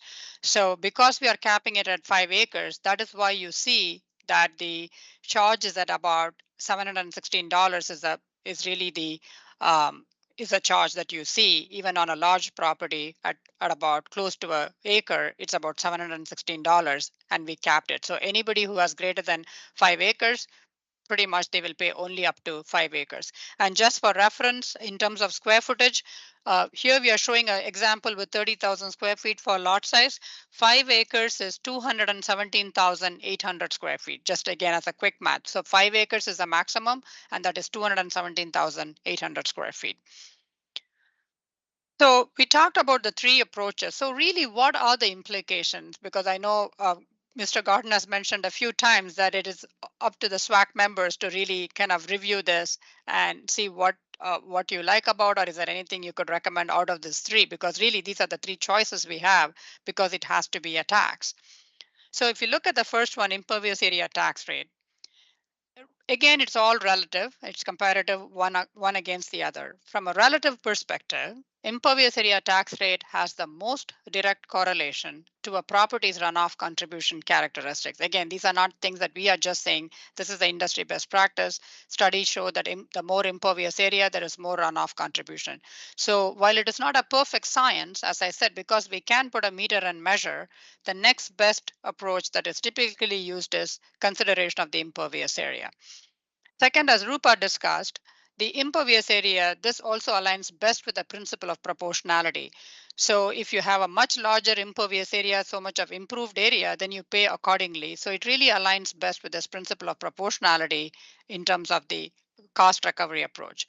Now, in comparison, if you look at the gross area, we are not saying there is no correlation. It has limited correlation to properties runoff contribution. Really, because, for example, if somebody might have a 50 acre or 100 acre agricultural land, or even a 50 acre just land, just because they have 50 acres of land, it doesn't mean that they are sending tons of runoff. Most of that acreage could be in really natural hydrology, as I mentioned. That's one of the reasons we actually put a cap, a reasonable cap of 5 acres when we did the gross area tax rate approach. But still, just because somebody has 20,000 square feet, it doesn't mean that they are sending less runoff. What happens if all of the 20,000 square feet is impervious? If it's an industry and predominantly impervious, then they are actually sending a lot more runoff than probably even a half acre undeveloped land.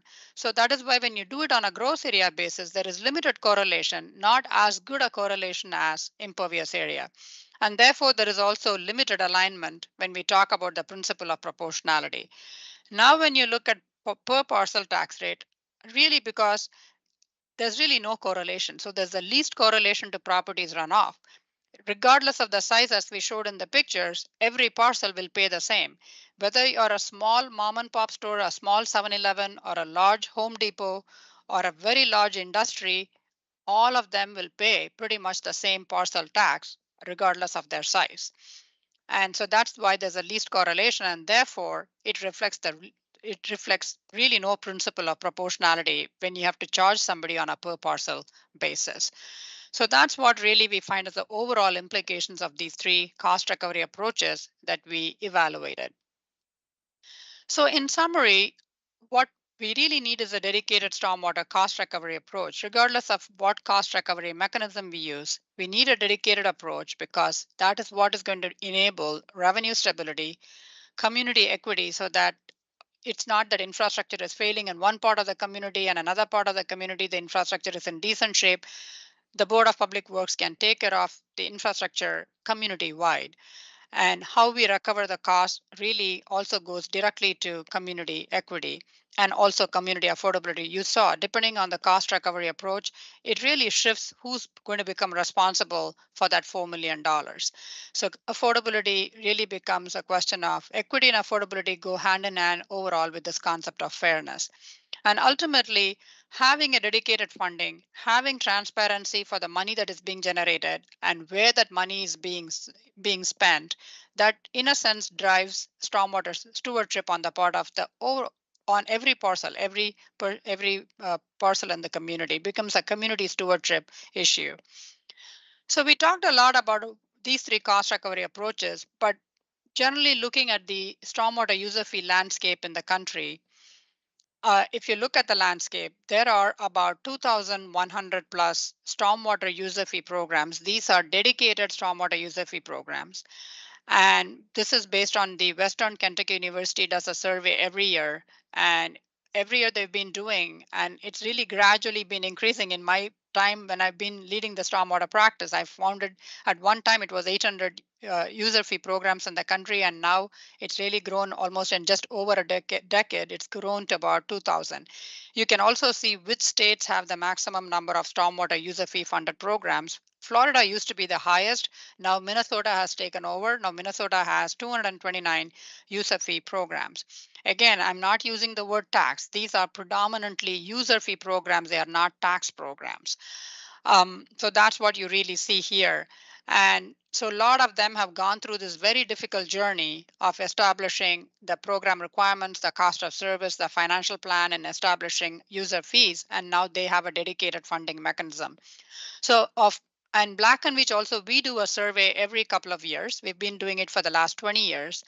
And what we find is we do our survey not through the web. Western Kentucky University does it through a web, just through basically what is available on the web. We actually send out very detailed survey to municipalities, and usually we get about 70 to 80 municipalities that do have a user fee program that respond to our survey.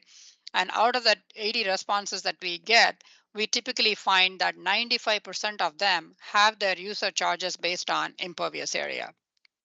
There are very few of that in our survey respondent. There are some that have a combination of a small portion of money coming from like an ad valorem tax and the rest of the money coming from a user charge, but there are majority of them have what is called a full cost of service. They recover all of their costs from stormwater user charges. So that's kind of the landscape at this point in time in our country in terms of the user fee funded mechanism.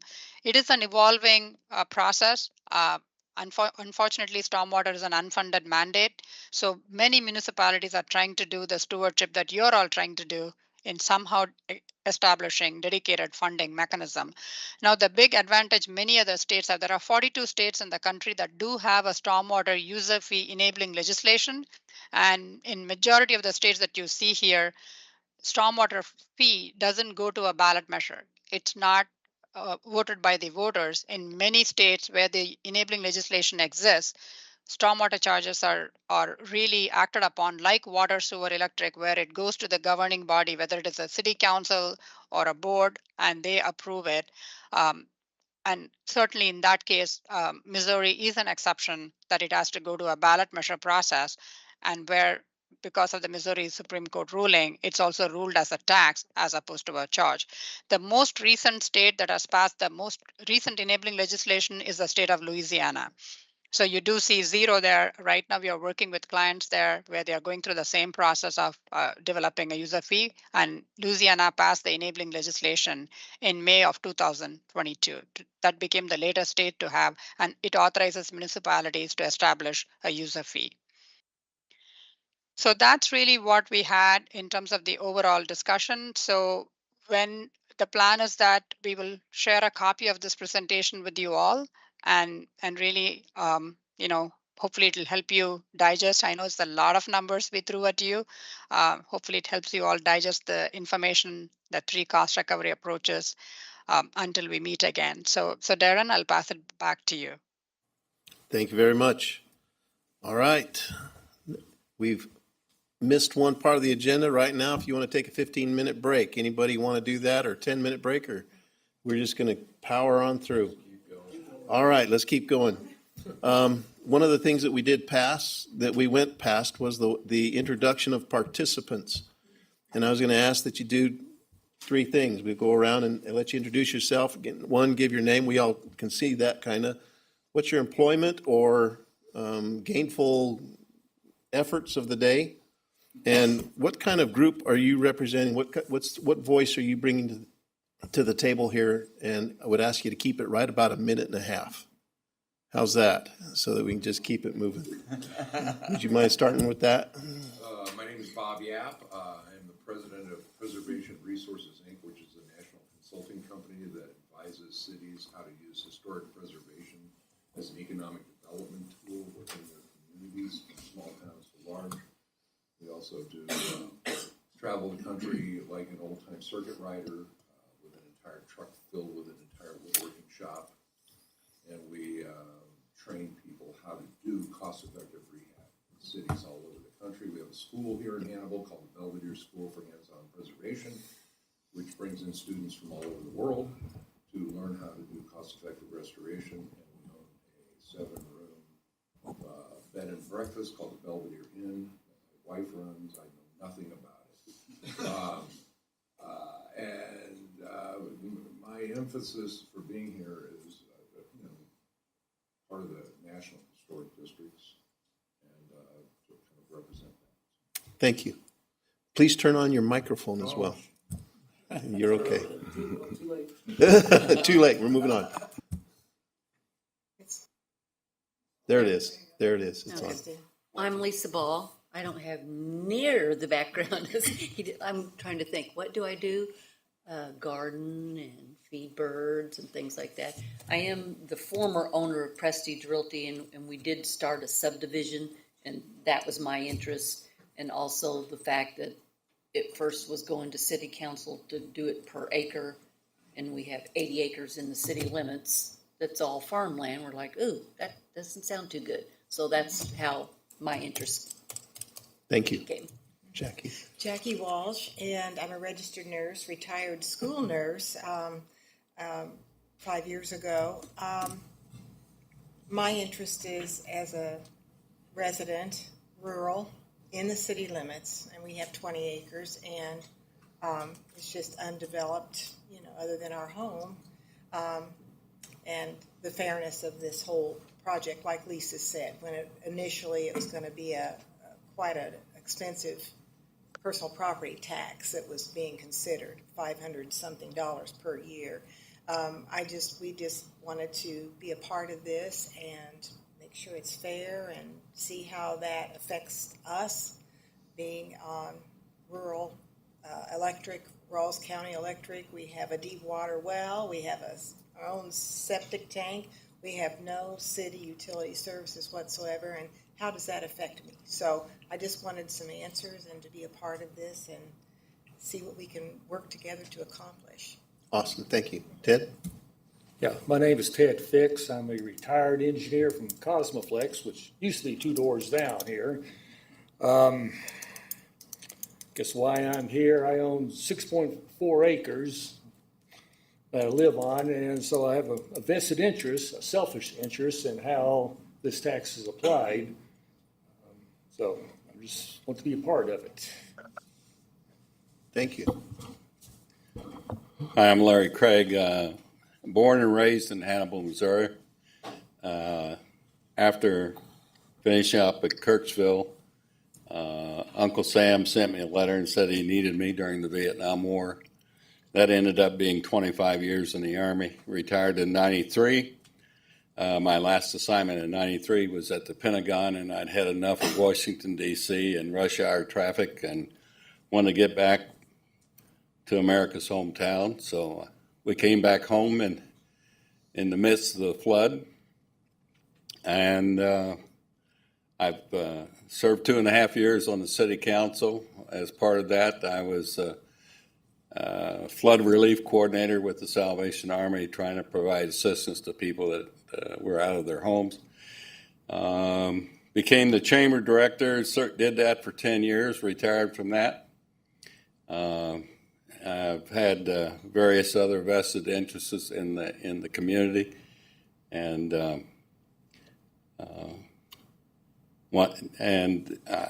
I'm interested in this because as a former and current resident of Hannibal, this is something that we have neglected far too long, and we need to take care of it. It's going to cost us. It's going to cost each and every one of us, but we've got to find a solution to this problem that's fair and equitable, but it's going to cost a lot of money, and we need to get started. And we're about 99 years too late in getting started. Thank you. Rod. My name's Rod Peters. I'm owner of Peters Heating and Air Conditioning. I'm pretty much retired, work a little bit here and there. I've got 150 acres in the city limits. I run a small cattle operation there now. I've got a huge interest in it because of the property and the buildings I have on my property. I'm a member of several civic organizations, the YMNs, the Lions Club. Work on the Habitat for Humanity homes. That's about it. Bob? I'm Bob Krasinski. I am retired twice, once from BASF, and a second time from the Board of Public Works. I spent 8 years on the Board of Directors of the Board of Public Works and 5 years as General Manager of the Board of Public Works. I represent myself and many of my neighbors which live out in the outbound subdivisions around City of Hannibal, that when we look at the vision of the problem of the sewers and the underground sewers in Hannibal, we don't have any. So you're coming to us as neighbors and mention stewardship, which is a very fine word in this case, to be a stewardship on behalf of the city of Hannibal, and recognize that we are part of the city and use the downtown and move about. That's one of the challenges I see. If I look at my line item on my tax for City of Hannibal, one line on a property tax was $400. That's basically going to go up at least 50%, and under the area where I own 1.2 acres, it was going to go up 3 times what I'm currently paying now, just on one small lot of an acre. Well, you look at Woodland Acres, Oak Ridge Pond, all of those subdivisions out on the north side, you're all going to have half acre or more size lots, and many of them are double lots. The original tax I supported, the one that lost by 12 votes. The second tax just scared the living heck out of me, and immediately came and talked to Darren about, this is not right, and attended a couple board meetings at that point in time also.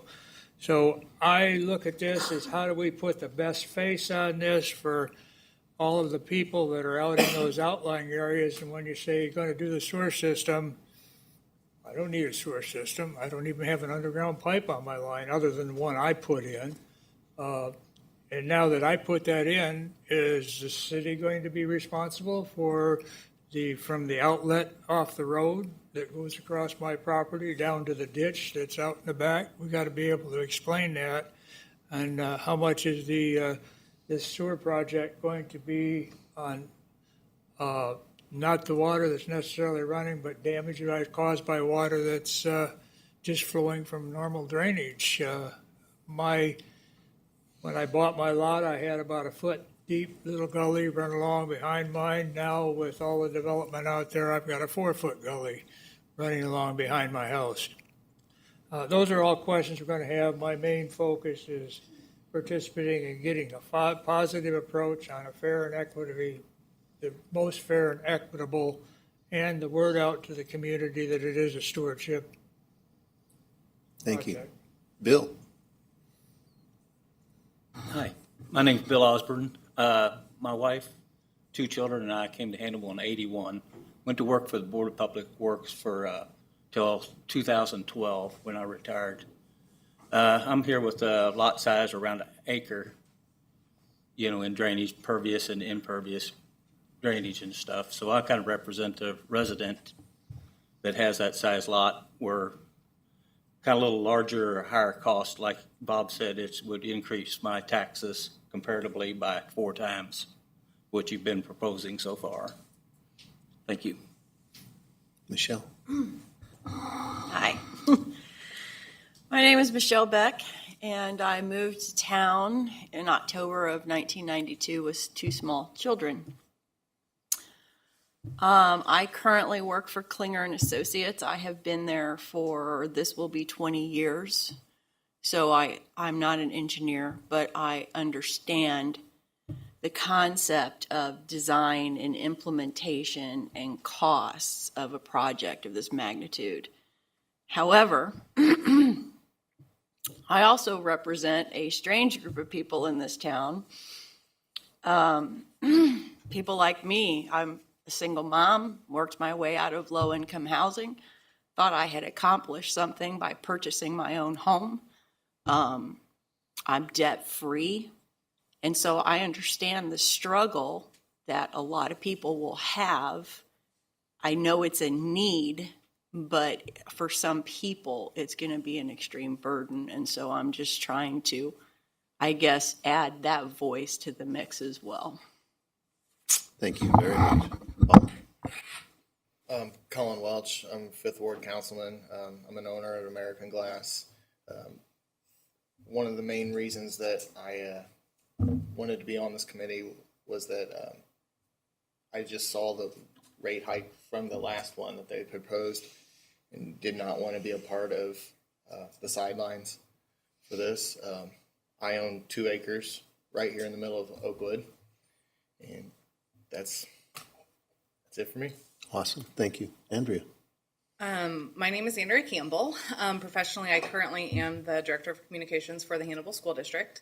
I also previously worked for the Hannibal Board of Public Works for 5 years. I was actually the previous stormwater coordinator. So when we say we lost by 12 votes on the first proposal, you may recognize me. I did a lot of the public education outreach on that. So We don't vote against. Well, I would say that this committee, I'm glad to see this committee meeting. This is one of those lessons learned that we could have done differently, and I'm glad to see that it's happening now. So I guess that for me, my vested interest truly, without sounding too cheesy, I just have a heart for public service. I think that the median household income here in Hannibal is less than $40,000. So we have to really think about the residential impact when we are talking about increasing their tax bills. I work for the school district, so we are one of the largest utility customers. Obviously, the school district would be impacted largely if I have questions between the impervious area fee versus tax now, because the original proposal definitely included tax exempt. So yes, I just have questions about that when we get further through the process. But just wearing multiple hats, my parents are small business owners. I just ultimately want to see us come together as a group and make a good decision and recommendation for the city of Hannibal. Thank you. So, general discussion. I'm sorry. I apologize. I'm sitting over in the corner. There's Mark. There's a chair. You go for it. I'm Marty Coker. I moved in Hannibal in 1973. I've lived here ever since, raised a family. My wife and I are both retired. She retired after 32 years of education, 30 of it in the Hannibal School District and other school areas. I worked mostly in retail, but I've also worked with nonprofit organizations on the fundraising efforts of it, so I understand the problems that come with trying to generate dollars when there isn't any bucket to put it in, much less being able to fill it. I live out in the Lake Apollo area, and I live at the bottom of a cul-de-sac, so all your runoff water hits my front yard. The good news is they did put a drain out in front of it, so it goes out into the ditch behind me, but the pipe is at a 45-degree angle going nowhere, so the outlet of it doesn't go anywhere. So my concern, though, is I'm like Bob. I'm on a little over 1 acre corner cul-de-sac lot, which is unique to my area. But I'm more interested in the fact that retired income is going to hurt. To double my rate right now is going to probably put me in a condo, and I'm not going to be a property owner very much longer, which means you're going to lose a tax base or the tax source on that part of it. My landlord will raise my rate, but at the same time, I'll move someplace else. So my concern is how do we keep people here if we price ourselves out of business, but we've got to protect ourselves so that we don't have state, federal, government agencies coming in and telling us what we have to do and how we have to go about doing it. Thank you very much. All right, so I'm going to kind of lump almost all the rest of this into one big question. Where do we go from here? What do you want to discuss? What would you like to share as a group? I think there's 3 ideas that are kind of on the table. And there's item number 9, appointment election of a chairperson. Do we need that, or is it okay if I'm the one that runs these meetings and keeps us working together? Do we want to worry about that? What's that? I have a question. And it's been on my mind since I moved here in 2008. Is why on earth is the city selling us electricity?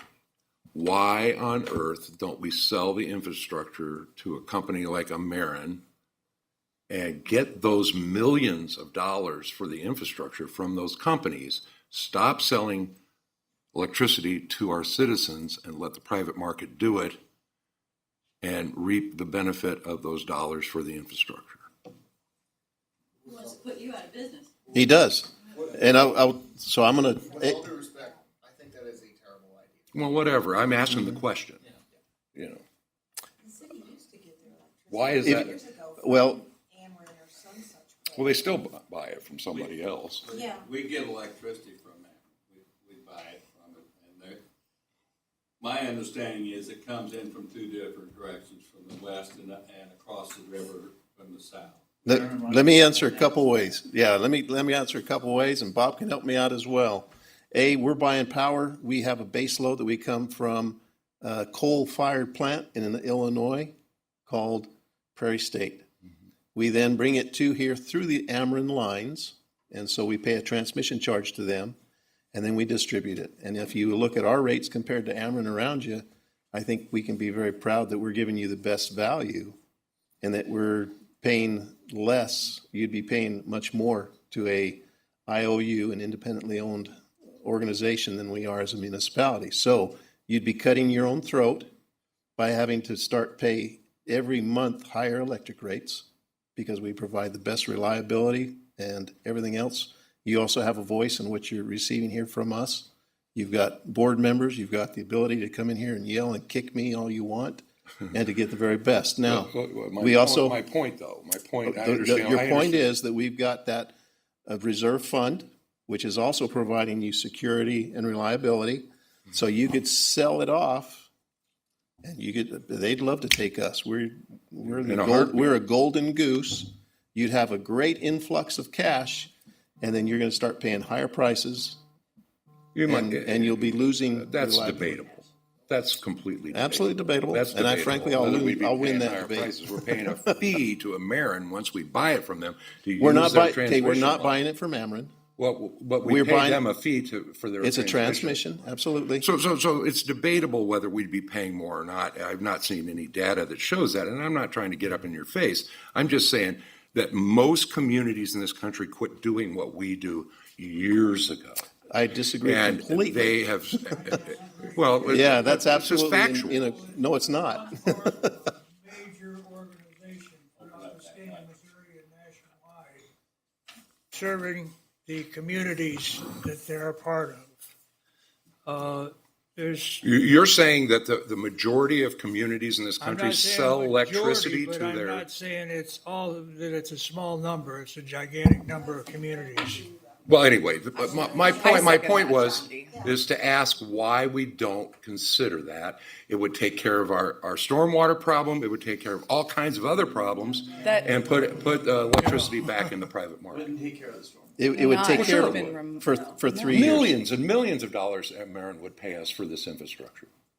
You're saying taking a profit and then dumping it into the stormwater? We'd sell the infrastructure to a power company. They take over the entire system. We're out of it. We're just doing water and sewer and those kinds of things then. And we take that money, we do all the stormwater. It takes care of all of that, plus. So it's just a question. Well, then that money's gone and we still need revenue to maintain it all. Yep. You can earn interest on And that. and you're also paying as a customer for that purchase. I've seen it happen. I've had a co-op talk to my previous employee, and that's what they do. They simply take the rates they have. They take what they're going to be buying it for. They would write the check to the city and give them a check for $40 million. That's a whole Well, bunch this of is money. the same answer It that goes I get away. to this question It goes every away, time and I ask. then they take and add that cost to you as a customer. I understand that. So you can either be taxed and then lose your electric company, and then lose and gain higher electric rates, and then you're done. You've sold the golden goose. It's the same answer I've gotten every time I've asked this question, and no one has ever showed me any data to support that. Okay. Ever. I'll get you a report. I'd like to see some proof that what I'm asking the question about is not feasible, since cities all over the country have done it. Did you say something? I have a question. To be clear, this whole revenue generating project that we're working on is going to be ultimately a ballot issue, correct? Yes. For the people to vote upon. Okay, what's Plan B? What if this fails? What is Plan B? We're banking on this passing. It's already failed. We keep going the way, we just keep going the way we're going. We'll come back at it again, try and get a different mousetrap. Yes. Add just a little bit to her question, the one question I would have asked a little bit earlier. What is the ultimate conquest? Let's say that we fail this ballot and we go again and we fail the next ballot. What is the worst thing that can happen to the city of Hannibal? I've heard so much a day taxes, but I mean, what would be the absolute bottom line as far as the worst thing that could happen to the city of Hannibal if we fail to get this project underway?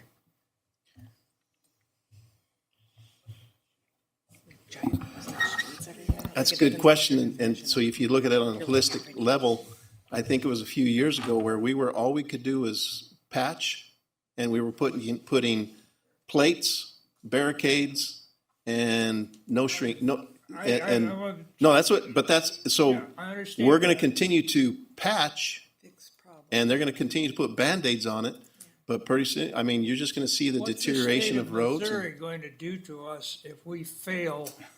Or the federal To government. address Yeah, is this No, a- is so, this a so DNR the type next thing that's happening that we're seeing in the industry is the federal government. So again, you saw Prabha was talking about this, the national increase in storm utilities.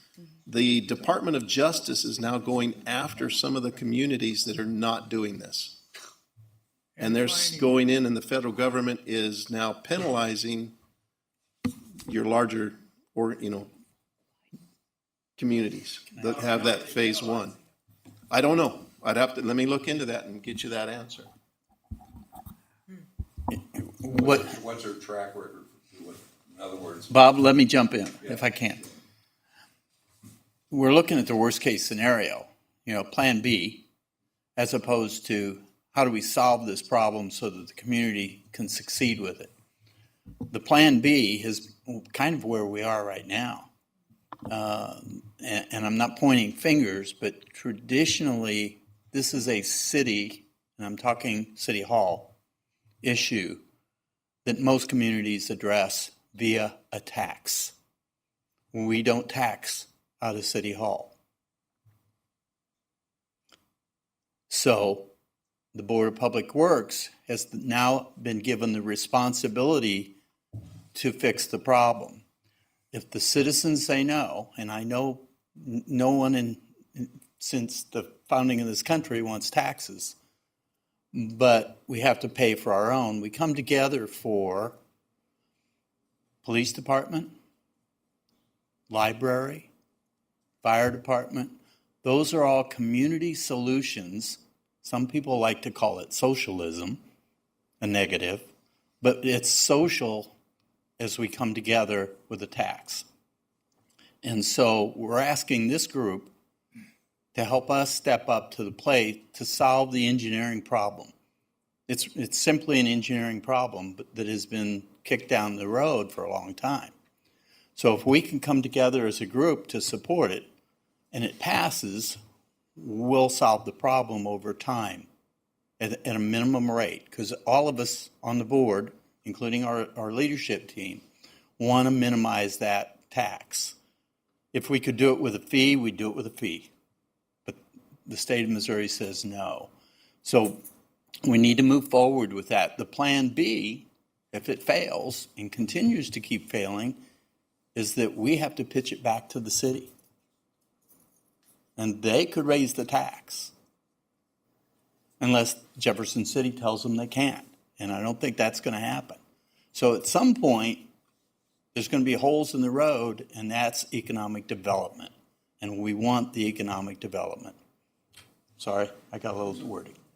Sorry. So I just wanted to circle back to the question about worst case scenario. I think it kind of just depends on our personalities and what we consider worst case scenario, whether it's financial or MS4, et cetera. But I haven't done this for a couple of years, so I'm sorry, I can't get as specific as I'd like to. But ultimately, it depends on the EPA region that we're in. And the EPA region that we're in right now is fairly lenient. So the ones that are a little more strict, they require, they're called total max daily loads. So essentially the outfalls where your stormwater comes out, they have people that go and test the water that's coming out of those outfalls. And they put limits on different chemicals, nutrients that are allowed to come out of those outfalls. And some cities are fined based on the excess nutrients of those outfalls. So we are very fortunate that we have been in this MS4. We've had the regulations technically from the state of Missouri since the 90s, and we haven't necessarily been implementing any of it. So putting that aside, do I think that eventually we are going to be penalized if something isn't done by MS4 permit? Absolutely. We are going to be financially penalized. But my largest concern is similar to Michelle's. You know, we had a stormwater failure in her neighborhood that was 2 blocks from Stoll Elementary School. Like, in my mind, we don't want our citizens, especially our youngest children, walking to school and falling in a storm sewer. So I think that ultimately, to me, that's what we're looking at. We're looking for the greater good of what's best for the community. So not necessarily worrying about what EPA is going to do, but what are we going to do to make it safe for everyone. And ultimately, that goes back to economic development, Bill, that you had mentioned, because citizens read about this, like people who are looking to move to our town. They're not going to want to move to our town because we have these major stormwater issues. So anyway, that's just my little... Well, and a footnote to the Union Street collapse. It took, 2-3 years to fix? Yes. Because of a lack of funds? Yes, and it's caused problems downstream. I know. And you got people with the grant guys. I'm glad you brought up that word. Real quick, Grant. make a caveat to what Andrea just said. If we don't actually start, pull that microphone to your face. If we don't actually start taking these things seriously, that MS4 is actually going to be a higher level for us because of the amount of stuff that we have coming off of our streets. I have a question. I have one too. About grants. What grants? You've got to have money to get grants. I understand that.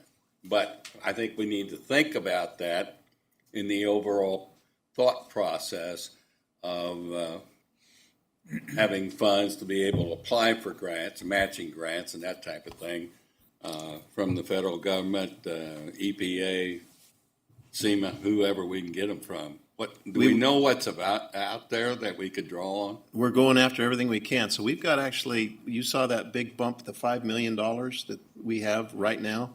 That's not us. That's actually the city, and it is ARPA money, and it is earmarked specifically for the North Street channel. Expansion. Well, and what it's going to do, it's going to be able to come Extension. from where the The Army levee. Corps helped us take that part right down that blew up. They repaired that. We're going to be able to go from that very end, come and turn and go up to where the old bridge used to be. Yeah. Now, if you look at that, that's really not, wouldn't call you that. 2 blocks. It's not, yeah, it's about 2 blocks. That's going to cost us right at $5 million. Senator Graves is talking about another $3.5 million for us to be able to continue up Mark Twain, okay, Mark Twain Avenue. Again, that's not going to go very far, maybe another 2 blocks, but we're waiting for And that gets Congress. in the zone where you don't know who owns what. Right, Yeah. and that's right into, and it's a very problematic, Mark Twain Avenue is absolutely a thoroughfare for us, very essential, and we're working on that. Those grants, we absolutely beat the trees for those. We work at that, but again, you can't, to me, a lot of people, you can't live on Yeah, the they're frosting. limited. I mean, everybody applies for them. And they're Everybody limited. applies, it's a competitive, we will go after every single one, and we do, but you've got to, the cake is here, don't live on the frosting. You have the money for the match, Yes, we do, and you don't have correct. No, I you have, do. I have a different question from a different angle. Can I, Sorry. will you Yeah. please hold it? Yeah. Rod, you've had your hand ready to go, please. One of the things, we get going here pretty good, but one of the things that we have to do ultimately is come up with a positive presentation. That's exactly where I was And going.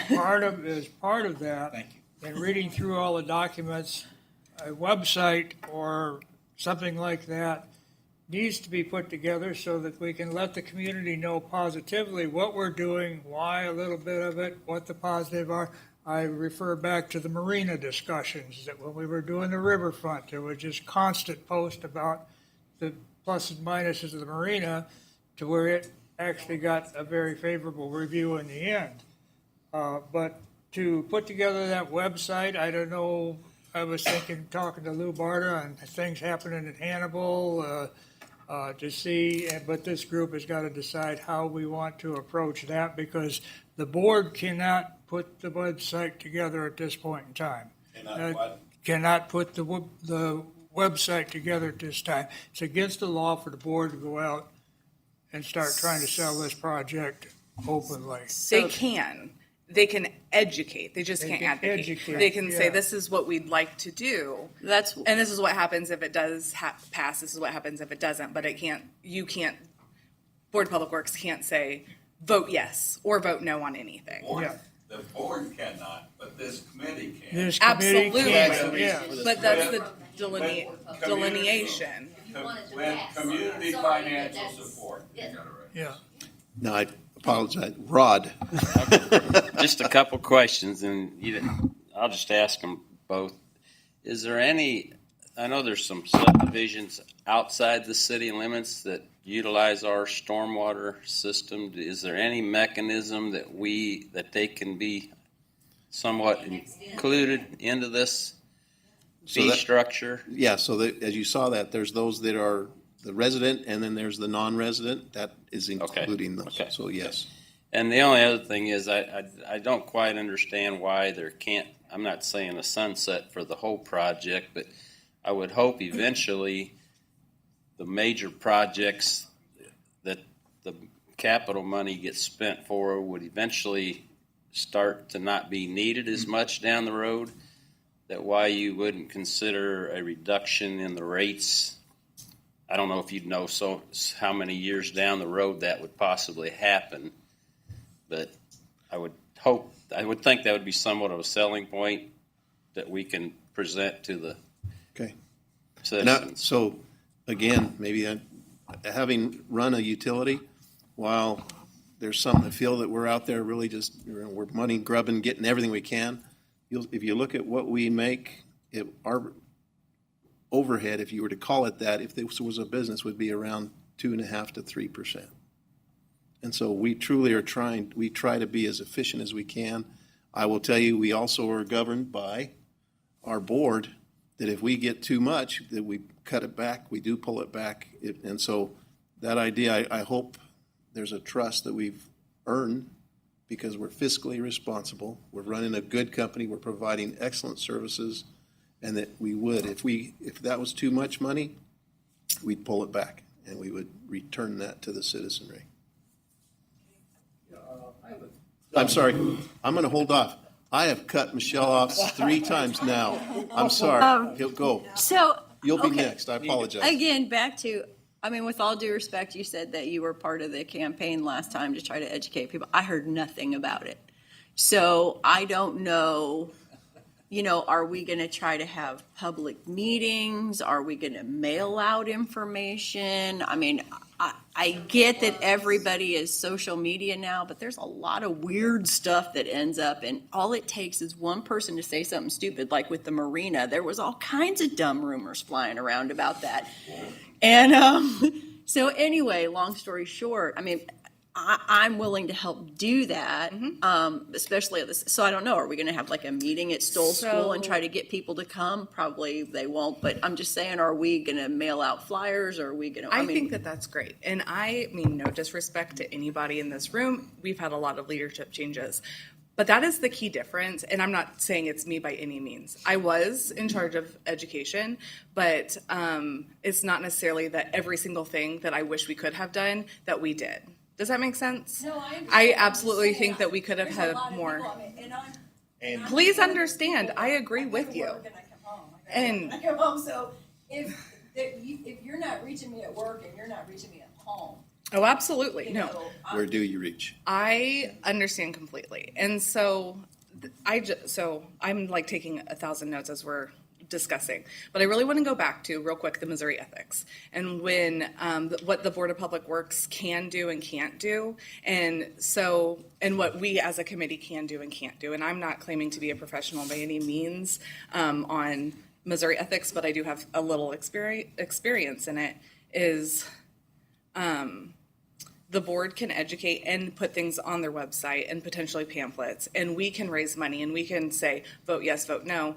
But with that being said, we just appointed Darren as the chair of our committee. And I don't know if that is something that would be, like him as the chair of our committee and being the general manager of the BPW, that to me doesn't seem like the best approach that we can do. Exactly. And so I'm just, because we know we had made that decision, so I just want to make sure that we're doing everything that we can do as a committee to be safe moving forward. So his position at this point for this committee is consultant.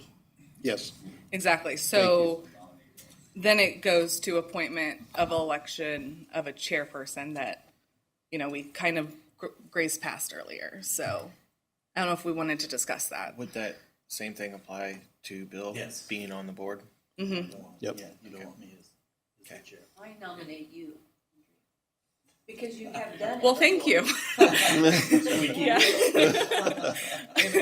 As that comment earlier, I will tell you that as a council member, she did advocate that to us, but as council members, we also cannot be, I don't know if that rules me out for this, but we also cannot advocate for the pamphlets. Yeah, your biggest role is to educate and ultimately try to work with us. Can I say that what I will do is I don't know the full, exactly how legally we have to go about creating a committee that can then take and move this forward. So there may be some other steps that I'm missing, I'm not aware of, and I'm going to give that to our attorney to give us a breakdown of what do we really need to do, what's the right steps, so that we stay out of the ethics problems or the ethics court, and because that would not be good for any of us. So Before he speaks, I do have one question. How often is this committee, how long is this committee going to last?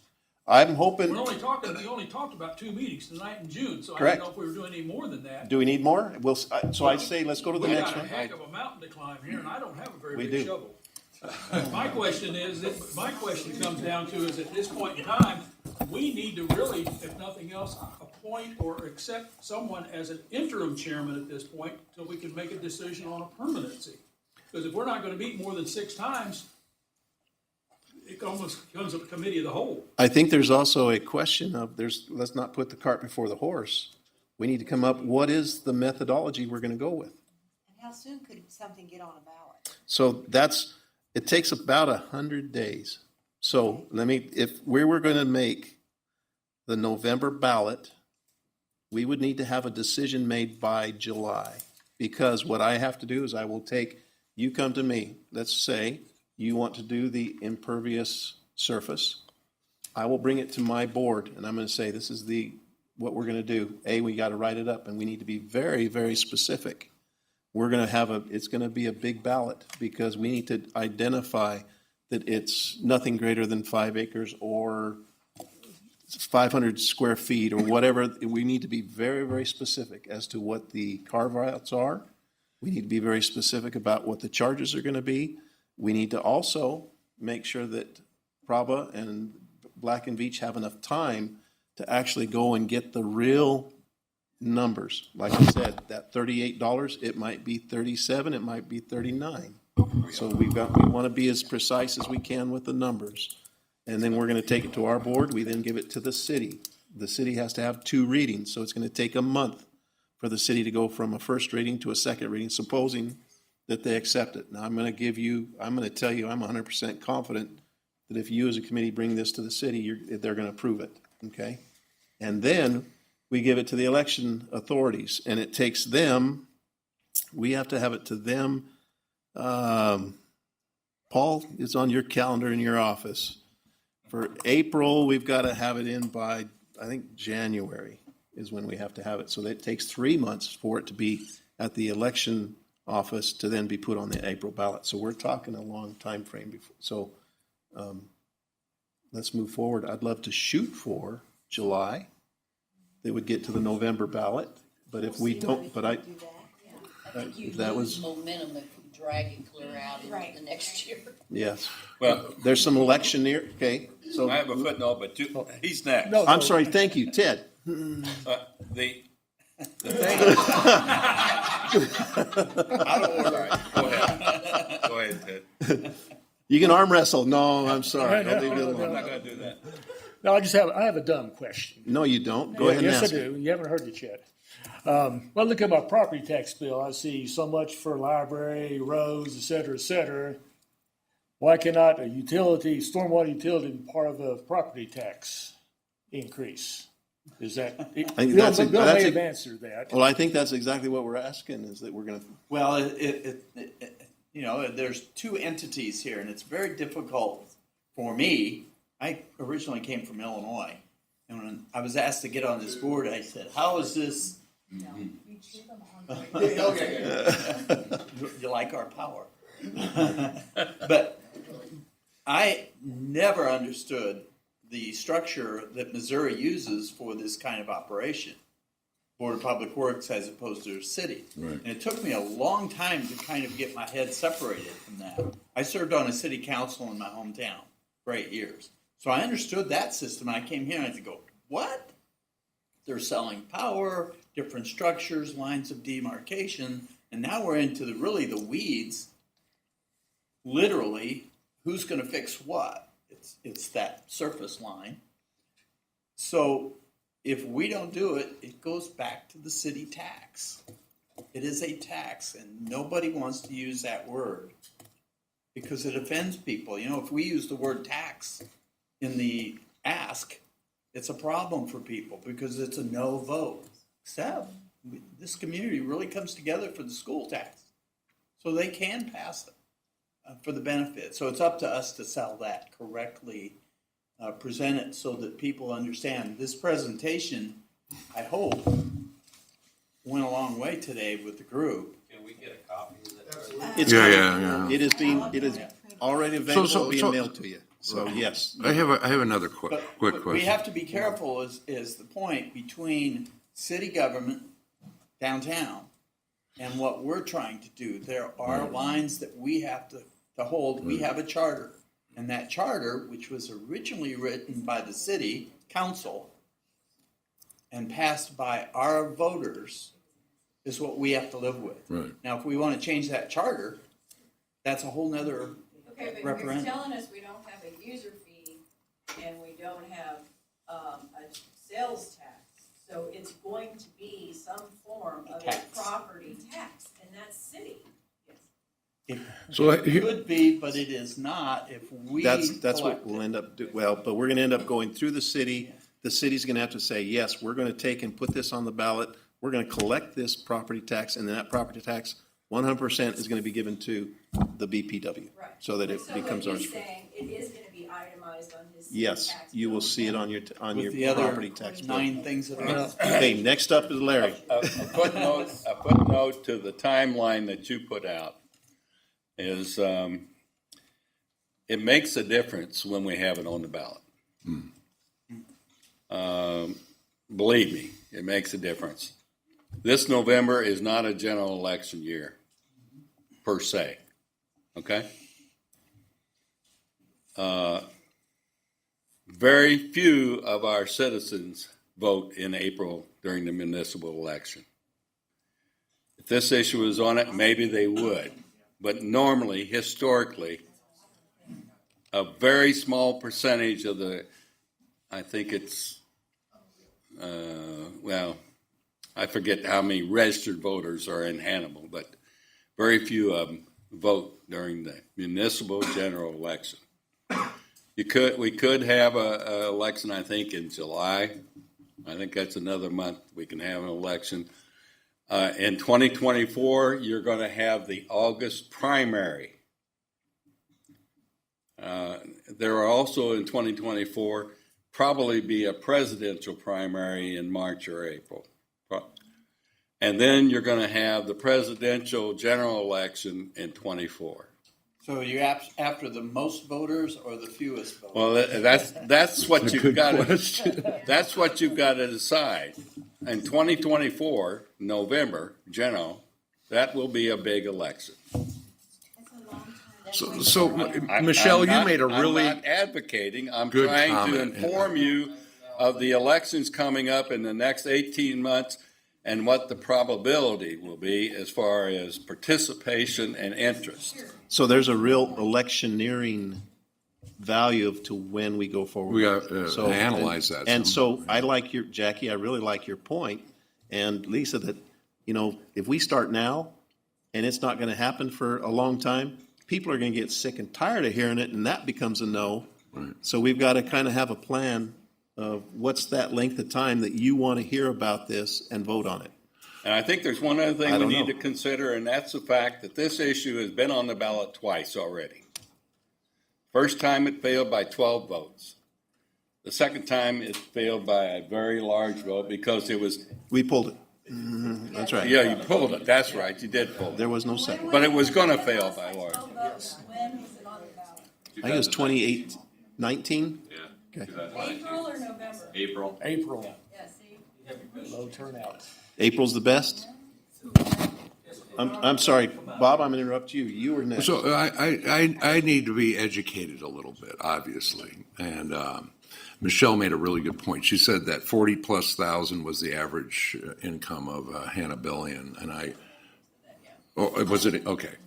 Well, either way, that interesting statistic. From my perspective, our property taxes are so embarrassingly low that it's just astonishing. I've lived all over the country. I've lived in small towns, big cities. I've lived all over the country, and this is the lowest taxes I've ever had. They reassessed my property at about $400,000, and my taxes went up to $1,400 a year. And I thought that was quarterly. But apparently, the folks in town don't think this. They don't.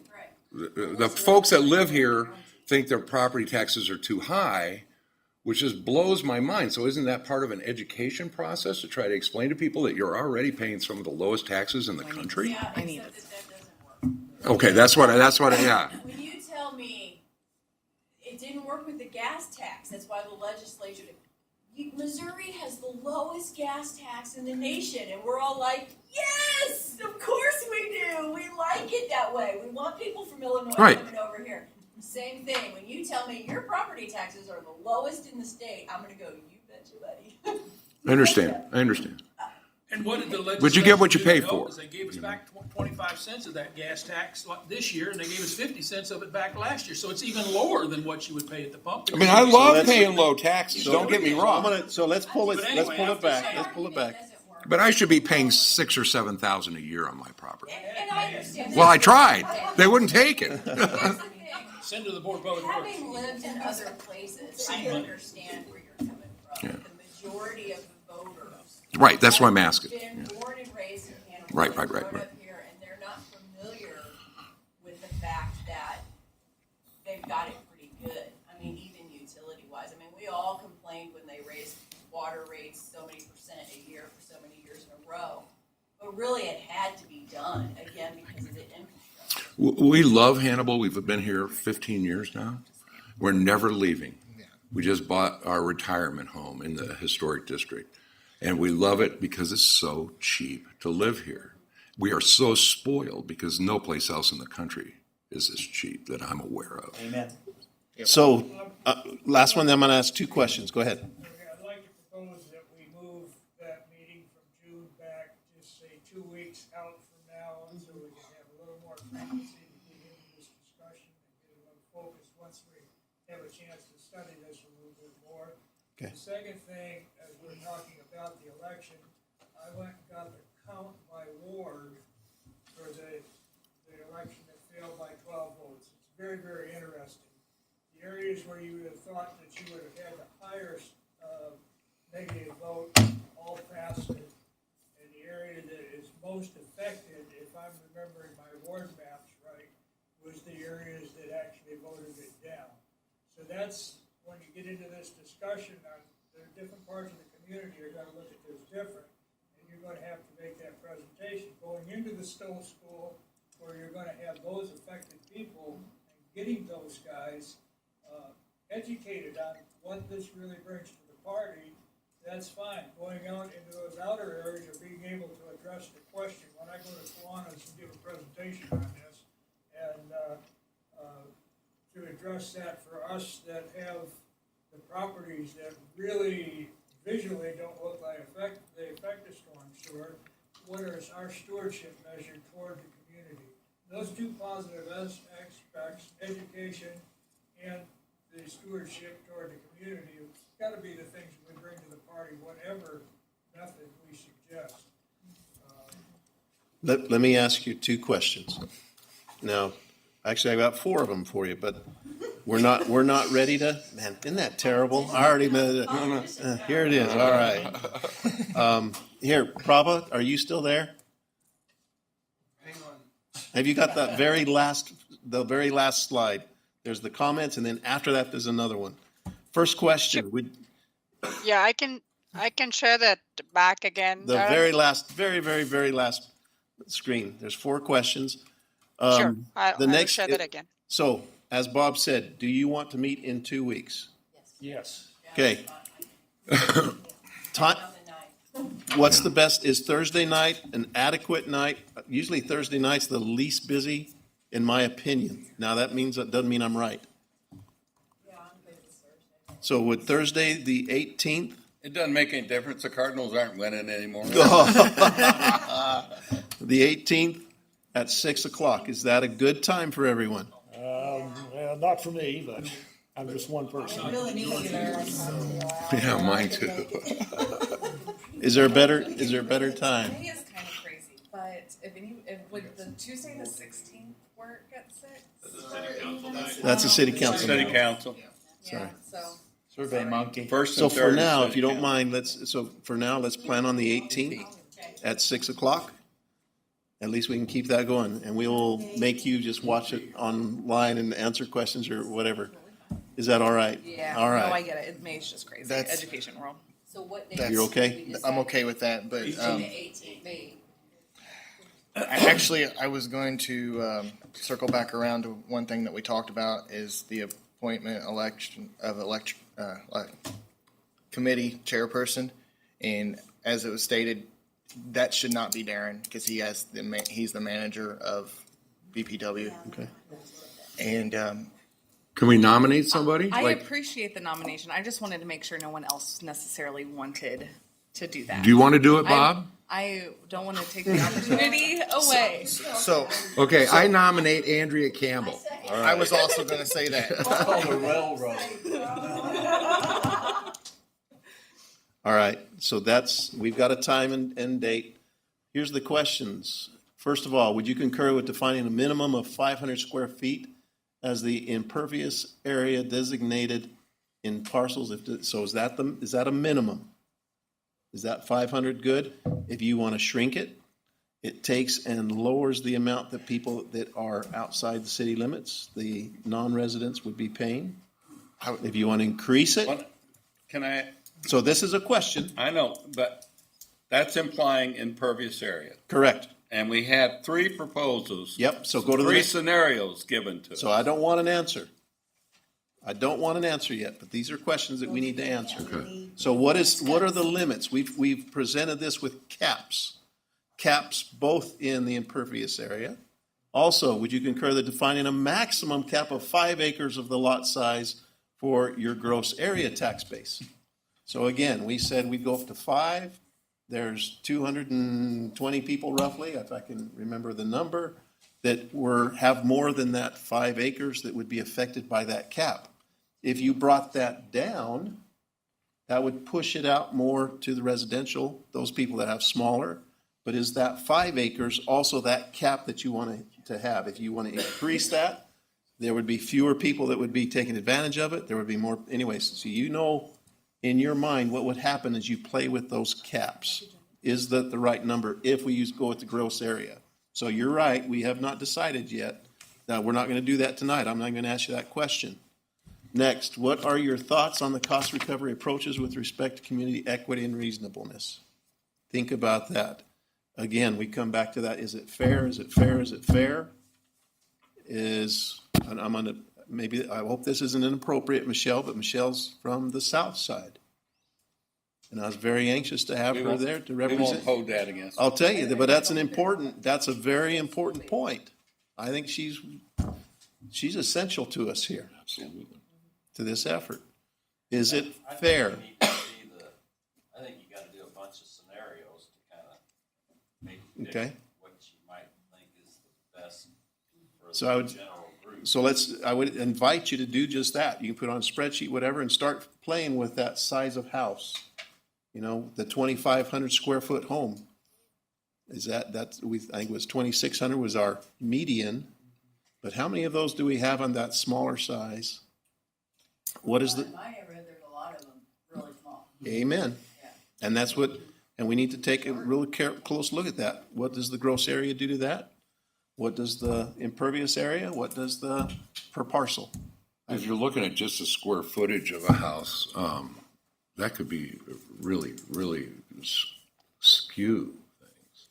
Because it's really, it's the amount. I understand, but a roof is impervious. Yeah. My house is 8,000 square feet. My house is 40 by 40. So what is your roof? So what we'll do, it's not right, but it is the roof. So that's what we're doing is we're looking at the top of that roof. So we're not looking at the square footage on the assessment. We're looking at the square footage of the driveway, the garage, the roof. The footprint. That makes more sense. And don't forget the driveway. No, So it's we're going to look at the important. driveway No, and I get it. roof. Sidewalk. And what if somebody puts in impervious concrete? Well, she mentioned that because I have a gravel driveway, but she said even a packed rock has a sense of imperviousness. Right. Yes. And from an environmental standpoint, a lot of people are starting to use this impervious They concrete are. material. They are. Again, where I came from, we were pushing that a lot. We were building roads with it, impervious. Right. There's maintenance to it, and oftentimes what happens is there's a fall off because of the dirt and the lack of maintenance on it. There's all kinds of different So issues. when it comes to that impervious. Darren, I guess I have one other question, and we probably need to get the slides in our hand and review them again. But the thing of it is, you and your staff have been looking at this, and Black and Beach is in this business and probably knows Hannibal fairly well, if nothing else, in preparation for this. I'm just wondering if there is out of these 3 scenarios, if there is a recommendation that we should be, as we're re-looking at the slides and everything, to give more serious consideration to than the other. So going back to history, we did the impervious area, and it missed by 12 votes. And I believe and I'm not throwing any rocks at Andrea, I'll never do that. But perhaps but maybe that education part where people never even heard about it. No, she did the best she could. She went to service clubs Amen. and everything. Amen. And so, if you look at, At a future meeting, we can discuss all the things we can do now. and then also I think it shows, which actually ties into how much area you have that you're impacting the stormwater. I think that impervious area also has the greatest correlation to what you're contributing. So I think that's a value to look at. So I would put that as probably the number one to look at. Yes. Now, look at the other three. Consider them. Go to your Kentucky, the Western Kentucky. They've got a couple other ideas that people have used. Now, like Prabha said, 95% of the 85 that she's worked on have gone to their user fees, so that's different than tax. There's some things that you can consider and think about, but I think that the forerunner is the impervious area. Well, I think I think the statement that Bob made about the fact that, what are we considering? Because he said, I've got 1,600 square foot of ceiling, of roof. A lot of people, when they saw that ballot, thought that was going to cover their entire parcel. All the square footage and everything. I got a 2,000 square foot house Right. that's on 1.3 acre. Right. So the problem's education? They didn't understand. They didn't understand impervious. But you also have to understand. Education? Okay. You also have to understand that there's probably 38% of the people in Hannibal that don't even know how to use a computer, much less be on social media. So some education, we got to find the source, because my wife taught communications at Hannibal LaGrange University for 5 years. She asked those students, where do you get your information? Do you get it from Facebook? Oh, no, I use a different outlet. So Facebook is not the plan to go. People, that's old school. That's like FaceTime and all those other things that came out in the 70s. So I love kids, Black so we Beach. know I love what's going Prabha on, and now it's all old people. But I don't think I could get many other people that want to come in here and sit down for an hour and a half and listen to how that's defined. So how do we compress this down to, I don't know, that 30-second, 45-second, 1 minute showing that bite? Rapp's house. I've been in the media for 40 years, so if you want some... We're glad you're here. We're going to put you to work. We can ask you to put together the email address and actually send us up a group email so that we can work. So Courtney's going to share. No. We cannot. We don't want to be involved with the conduit. What we're going to do is send you all an email so you all can have everyone's address, everyone's name, and you all can kind of conduct it as a committee. Is that some So sort of electronic thing? I sent you an email. Some of you might have got concerned because I took all of your emails and I put it into a group and I sent it to you. And when that happened, that connected us to our drive, which gave you access to all of our files and everything inside the BPW, which is absolutely inappropriate. I then redacted it. You pulled it back and said, Nick, that is entirely my problem. So We're gonna give you all of your email addresses because we want you talking to each other. It's going to send an individual email that includes everyone's address in plain text. And then we can save it to You can a do group whatever you need in our own computer. Correct. And then she's going to include this presentation that Prabha and her group presented as well. need those. Sounds like something Andrea will be good at. Yeah, if we actually follow through with that and nominate Andrea as. Yeah, I think we did. We didn't vote on it, though. All in favor? All in favor of Andrea. All right. Congratulations, it pays a lot. She does that kind of stuff in her free time. All right. Those are the 4 questions. We are going to give you the presentation. I just simply want to thank you from the bottom of my heart for the questions, the discussion. Even the dumb questions? Hey, even the ones that want to give me and kill my job. I appreciate Oh, that. that isn't what I said at That's all. all right. Hey, don't worry. I'm not hurt. It's not exactly what I But your said. power may not be on when you get home. I just want you to know. No, I'm kidding. Is there any other burning questions? I think we're on the right track. If not, good night. Thank you so much. We'll see you on next Thursday in 2 weeks. Thank you all. We appreciate it. Thank you, Prabha. Thank you. Prabha, thank you. Thank you very much. Rupa, Julia, thank you very much.